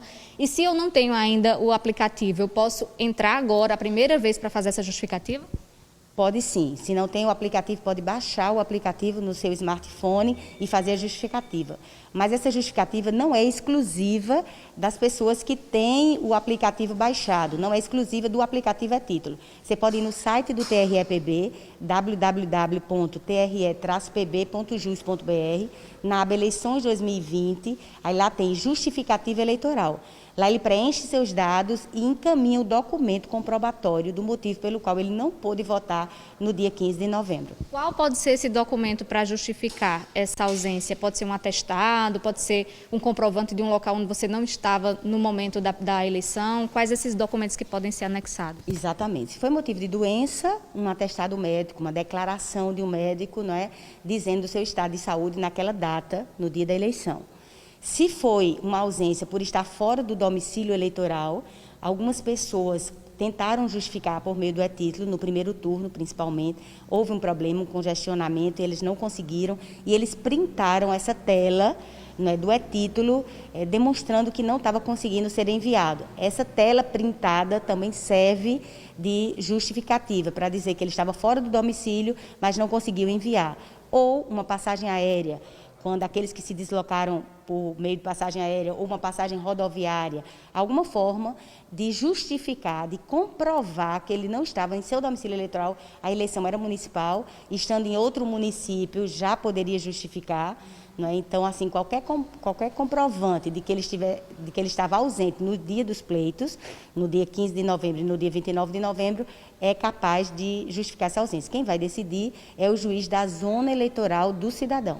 Muito bom, muito obrigada, viu, Vanessa, pelos esclarecimentos. Só lembrando, então, para a próxima quinta-feira, quem ainda não fez é só baixar o e-título ou entrar aí no site do TRE para fazer isso, ficar em dia com a Justiça Eleitoral. Pedro, Laerte, volto com vocês.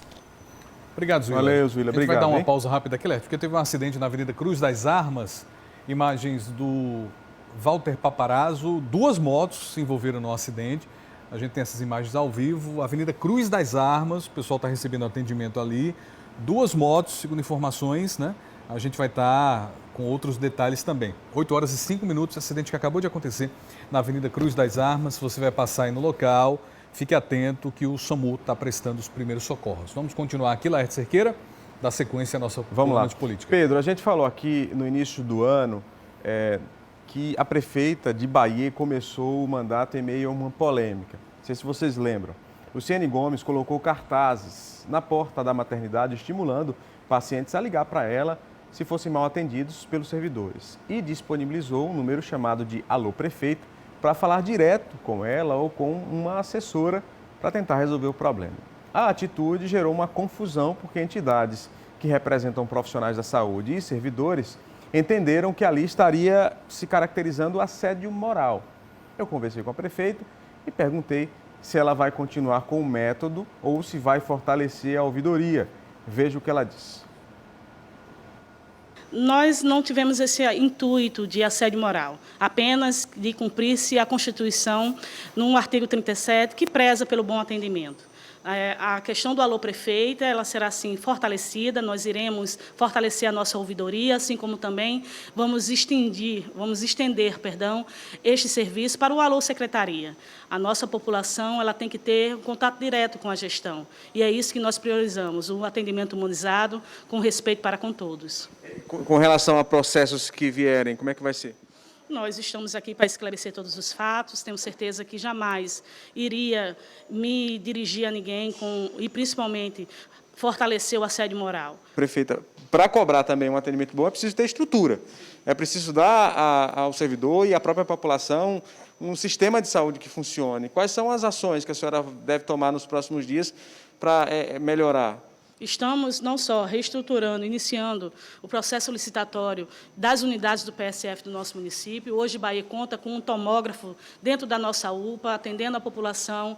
Principalmente, também temos um raio-x, que também instalamos agora em nosso governo, onde existia uma fila reprimida enorme, e hoje as pessoas estão sendo direcionadas, estão realizando seus exames, assim como também realizamos mutirões de ecocardiograma, realizamos mutirões de cirurgias de cataratas, também realizamos mutirões de cirurgias de ligações tubárias. Tudo isso está sendo feito principalmente para melhorar o serviço e também oferecer à população um serviço de qualidade.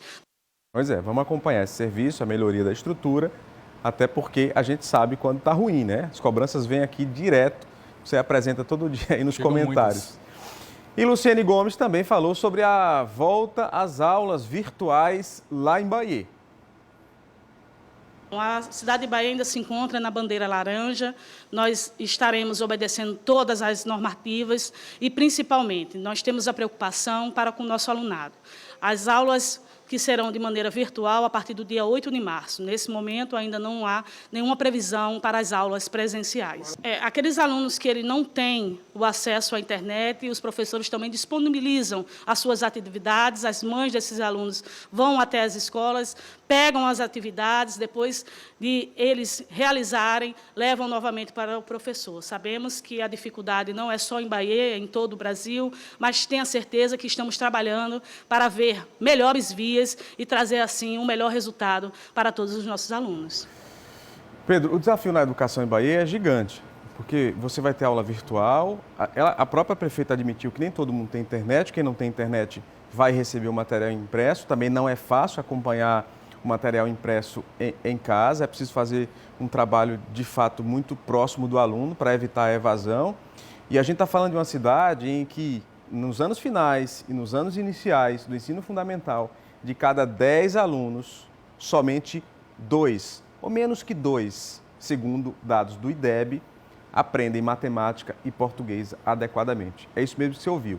Somente 2 de cada 10 aprendem adequadamente português e matemática.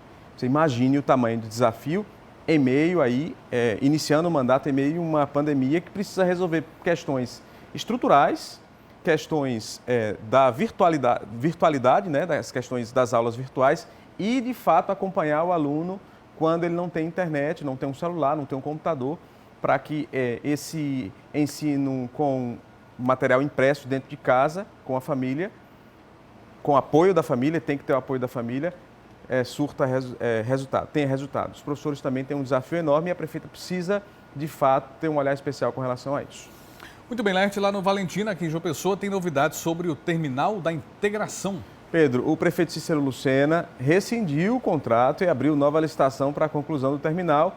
Ele disse que vai abrir nova licitação, porque rescindiu agora, né? E disse que pretende entregar a obra em 6 meses. As obras para a implantação do terminal de integração, a gente já falou aqui várias vezes no terminal do Valentina, foram iniciadas em março de 2019, era para ficar pronto em setembro de 2019, 6 meses depois, mas depois de um atraso, um novo prazo de conclusão foi estabelecido para março do ano passado, de 2020, não temos obra ainda. Obviamente que você vê imagens de arquivo logo no início, né? Mas tem a data aí, 7 de março, data de início, 180 dias. A expectativa por lá é grande, porque o terminal vai servir como um ponto seguro de troca de ônibus, sem o pagamento extra de passagem. E, claro, tem a expectativa de que o serviço ali na Zona Sul melhore com o terminal, que seja, de fato, um símbolo de melhorias no transporte público na Zona Sul, que é a região mais populosa da cidade, tem muito mais gente, precisa de um serviço, de fato, mais eficiente e um serviço que seja pontual e regular, porque não dá, por exemplo, para pensar a Zona Sul numa ligação direta com o centro. Os bairros são tão grandes, tem tanta gente que é preciso pensar essa ligação entre eles, Valentina, Mangabeira, Bancários, todos aqueles bairros ali da Zona Sul, Colinas do Sul, para poder funcionar o sistema. É um grande polo, né? Parece uma cidade ali. É uma nova cidade. Na verdade, a população daqueles bairros ali é muito maior do que... Eu não fiz essa conta, mas muito mais do que 80% da população, 80% das cidades do estado. Falando em Cícero, um levantamento mostra o número de mulheres à frente de secretarias na gestão do prefeito aqui de João Pessoa. Com 50 nomes anunciados, Pedro, na gestão de Cícero Lucena, 22% dos nomes são de mulheres, são de secretárias. É o que revela o levantamento do Jornal da Paraíba. O percentual é um pouco maior em relação ao secretariado de Luciano Cartacho em 2017, quando ele iniciou o segundo mandato, que tinha 19,6%. No sábado, Cícero Lucena fez um recente anúncio de nomes para a sua equipe, com 4 homens para os cargos de secretário executivo de órgãos como Enlu, Procon, Seman e Semol. Levando em consideração o organograma da prefeitura, segundo o jornal, a única pasta que ainda não tem nome é o gestor da TV Cidade. Entre as 11 mulheres, 7 delas ocupam o maior cargo dos seus respectivos órgãos. Na verdade, são secretárias, né? Você tem América Assis, da Educação, Caroline Agra, do IPM, Daniela Bandeira, da Coordenadoria do Patrimônio Cultural de João Pessoa, Margarete Diniz, da Ciência e Tecnologia, Nena Martins, da Política Pública para as Mulheres e Socorro Gadelha para Habitação, além de Vaulene Rodrigues para Trabalho, Emprego e Renda. as outras 4 estão como secretárias executivas. Um outro levantamento do G1, nesse caso do G1 Nacional, mostra que todas as capitais brasileiras têm ao menos uma mulher como secretária municipal em 2021. É uma só, é pouco, né? Mas pelo menos tem. Recife e Belém são as cidades que registram o maior número de mulheres nos cargos, percentualmente.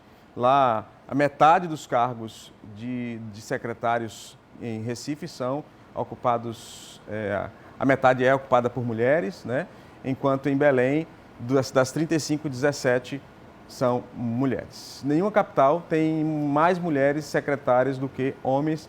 Vale registrar que, segundo o IBGE, 51,8%, quase 52% dos brasileiros são mulheres, porém elas ainda são minoria quando o assunto é participação política. A gente continua ressaltando isso para falar da importância do aumento dessa participação, porque a percepção de sociedade muda, obviamente, quando você tem essa aproximação da igualdade, né? Nesses cargos de decisão. Laerte, a reunião dos governadores do Nordeste com o Ministério da Saúde acabou sendo adiada. Foi adiada, confirmei agora há pouco com o governador João Azevedo. O encontro ia ser por meio de videoconferência. Os gestores iriam se reunir com representantes do Ministério da Saúde, da Câmara, do Senado, do Judiciário, para discutir o planejamento, mas o encontro virtual foi adiado por causa da crise lá no Amazonas. Vai ser agora dia 19 de janeiro, segundo o governador João Azevedo. Os governadores do país, do Nordeste especificamente, esperam mais clareza, data, definições prévias do Ministério sobre a vacinação. Há uma expectativa para a distribuição das primeiras vacinas depois do dia 20 de janeiro. O governador João Azevedo confirmou que vai participar do encontro quando tiver, no dia 19. Aqui, segundo ele, a estrutura para a distribuição está toda pronta. Segundo o secretário executivo Beltrame, Daniel Beltrame, já são 12 centrais regionais e mais uma central estadual em João Pessoa de vacinação. São mais de 1.000 salas de vacina. A gente também está numa expectativa danada. Tá bom? Tchau, tchau. Valeu, Laerte, um Vamos abraço. embora. Falei demais. Bom dia. Tchau, pessoal. Sempre bom tê-lo aqui conosco. Agora os destaques do JPB1 com Danilo Alves, substituição à altura aqui. Bom dia, menino Pedro. Tudo certo? Tudo bem? Beleza, tranquilo. Tudo bem. Olha só, toda terça-feira a gente fala sobre saúde aqui no JPB1. Escolhe um tema para que o pessoal acompanhe conosco e também participe. Então você já pode pegar o celular, abre o WhatsApp, manda mensagem para a gente aí no 98181-9700. O assunto de hoje são as paradas cardiorrespiratórias. A gente vê, vez ou outra, casos de até atletas, pessoas jovens que não apresentam nenhum problema aparente terem um mal súbito, como diz a história. E aí a gente vai falar sobre esse assunto, parada cardiorrespiratória, o que fazer em situações como essa, como fazer para prevenir essa e outras enfermidades do coração. Então o doutor André Teles vai estar aqui para responder para a gente, tirar todas as dúvidas de todo mundo. Então vai participando, manda mensagem no 98181-9700. Valeu, Danilo. Valeu. 15 para meio dia. Isso, estou por aqui. 11h45, meu nome é tchau. Estarei ligado. Um abraço. Bom dia. A montadora de veículos Ford anunciou ontem que vai encerrar as atividades no Brasil. A produção de veículos será feita em outros países da América do Sul, mas alguns modelos não serão mais fabricados. E aí surge uma dúvida. Como é que fica quem tem o carro da marca? Quais os direitos? Antônio Vieira vai conversar com o PROCON estadual para esclarecer para a gente, Vieira. Isso, Pedro. A gente está aqui ao vivo com a Kessia Liliana, ela que é superintendente do PROCON estadual, para justamente falar um pouquinho sobre essa situação que pegou muita gente, muito brasileiro aí de surpresa, né? Porque a Ford já estava há muito tempo, há muitos anos, né, funcionando no Brasil, né, com 3 centros aí de produção, e agora teve esse anúncio. E aí, quem comprou um carro dessa marca, quem tem carro dessa marca, como é que fica agora? Muito bom dia, Kessia. A gente quer saber, por exemplo, embora a empresa já tenha se pronunciado dizendo que vai manter, produção de peças para reposição, manutenção, mas como é que fica o direito de quem tem um carro ou depende, né, de carros dessa marca agora a partir desse pronunciamento? Bom dia, Vieira, Pedro, telespectadores. Tranquilidade é a palavra que o PROCON traz para os consumidores. O próprio código, no artigo 32, ele diz: o fabricante e importadores deverão assegurar a oferta de componentes e peças de reposição enquanto não cessar a fabricação ou importação do produto. E no parágrafo único fala: cessadas a produção ou importação, a oferta deverá ser mantida por período razoável de tempo na forma da lei. é um produto durável. Um carro, ele dura no mínimo em média de 8 a 10 anos. Então, os consumidores fiquem tranquilos que, caso eles venham ter algum problema, logicamente, podem recorrer ao PROCON ou ao judiciário para ter esse direito garantido. Agora, é uma tristeza. Muitas famílias na rua, né, sem empregos, mas na questão de direito do consumidor, esse sim, o próprio Código de Proteção e Defesa do Consumidor, ele já assegura esse direito dessas peças de reposição. A montadora ela já se pronunciou dizendo que vai manter, né, esse serviço que o próprio código já estabelece. É obrigatório. Mas caso não mantenha, caso alguém tenha uma dificuldade, o PROCON pode ser acionado? Exatamente. Busque os órgãos de proteção e defesa do consumidor, busque, em caso não consiga resolver, o judiciário. Mas, com certeza, está assegurado, elas mesmas já disseram que vão manter as peças de reposição, tem os estoques. Tudo isso deve ser vir aqui para o Brasil e mantida toda essa segurança aos consumidores. Ok, Kessia Liliana, superintendente do PROCON estadual, muito obrigado pelos esclarecimentos. Pedro, voltamos contigo. Obrigado, Vieira. Bom dia também a Kessia. Obrigado pela participação. Último intervalo de hoje, daqui a pouco tem mais notícias no nosso Bom Dia Paraíba. Até já são 8h19. Meu nome é Pedro Henrique e o Bom Dia Paraíba volta já.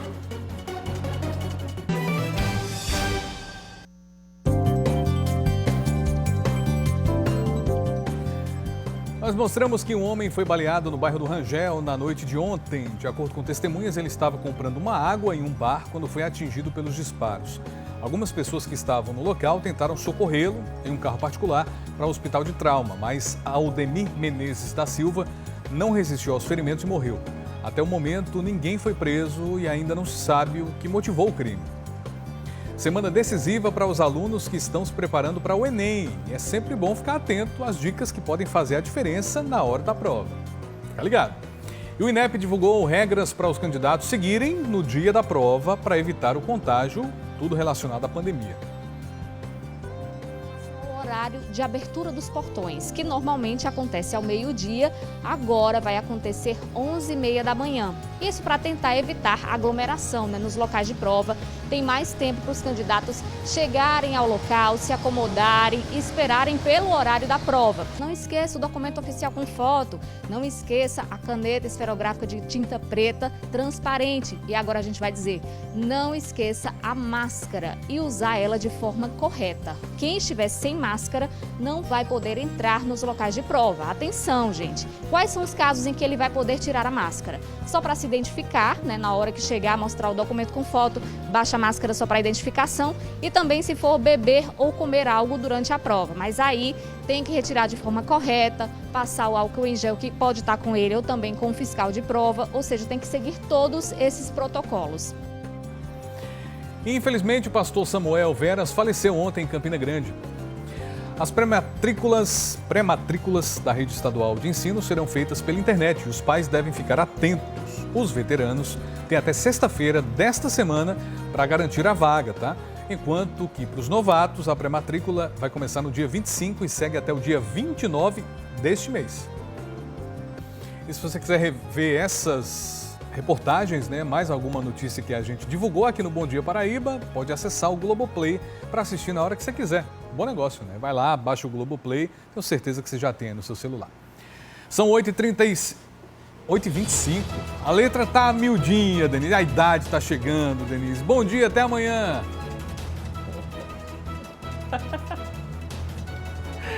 2h30 de jornal, né, Pedro? Tanta informação. Enfim, encerramos mais um Bom Dia Paraíba. Até amanhã, meu amigo, a gente se encontra de novo. Eu quero desejar para todo mundo um ótimo café da manhã. Quem ainda não tomou café, quem está saindo para trabalhar, quem está estudando em casa ou que precisa sair para estudar, que o seu dia seja iluminado, com muita energia. Como a gente sempre diz aqui, muita fé e esperança, né, minha gente? Cabeça erguida. E agora eu vou ali tentar preparar o omelete que eu aprendi no Bom Dia Paraíba. Eu não sei se vai ficar bom, mas eu vou tentar, viu, Pedro? Eu fiquei aqui com água na boca, eu vou experimentar. Amo fazer omelete. Não sei se vai ficar bom. Bom dia. Com certeza vai. Na dúvida, eu vou no cuscuz. Segurança sempre. Vou no cuscuz. Tchau, Dê. Até amanhã, se Deus quiser. Gente, obrigado por sua audiência. Fiquem todos com Deus. Muita luz, muita paz e vacina para todo mundo. Feliz aniversário aqui para o Deoclésio do Centro. 60 anos hoje. Que beleza, Deoclésio. Deus abençoe. Mariana Cirne, de Bananeiras, fazendo 11 anos. Um beijo muito carinhoso. Feliz aniversário para o André Luiz, de Jaguaribe. Também quem está aniversariando hoje é o Brian Stephanie, de 25 anos, lá de Campina. Ou melhor, Braiene, é a Braiene Stephanie. Um beijo muito carinhoso, muita luz. Alô para Adelaide de Sapé, ela que é fã de Kill Pop. Um abraço muito carinhoso. Na sequência tem o Bom Dia Brasil. Lembrando que 15 para meio-dia tem o nosso JPB1. Obrigado por sua companhia, você que assistiu desde o começo e também que foi assistindo aqui, acolá, foi tomar café, saiu para o trabalho, voltou, viu o Bom Dia mais uma vez. O importante é que estamos juntos. Muita luz, muita paz. Até amanhã, se Deus quiser, 6 horas. Bom dia, Paraíba!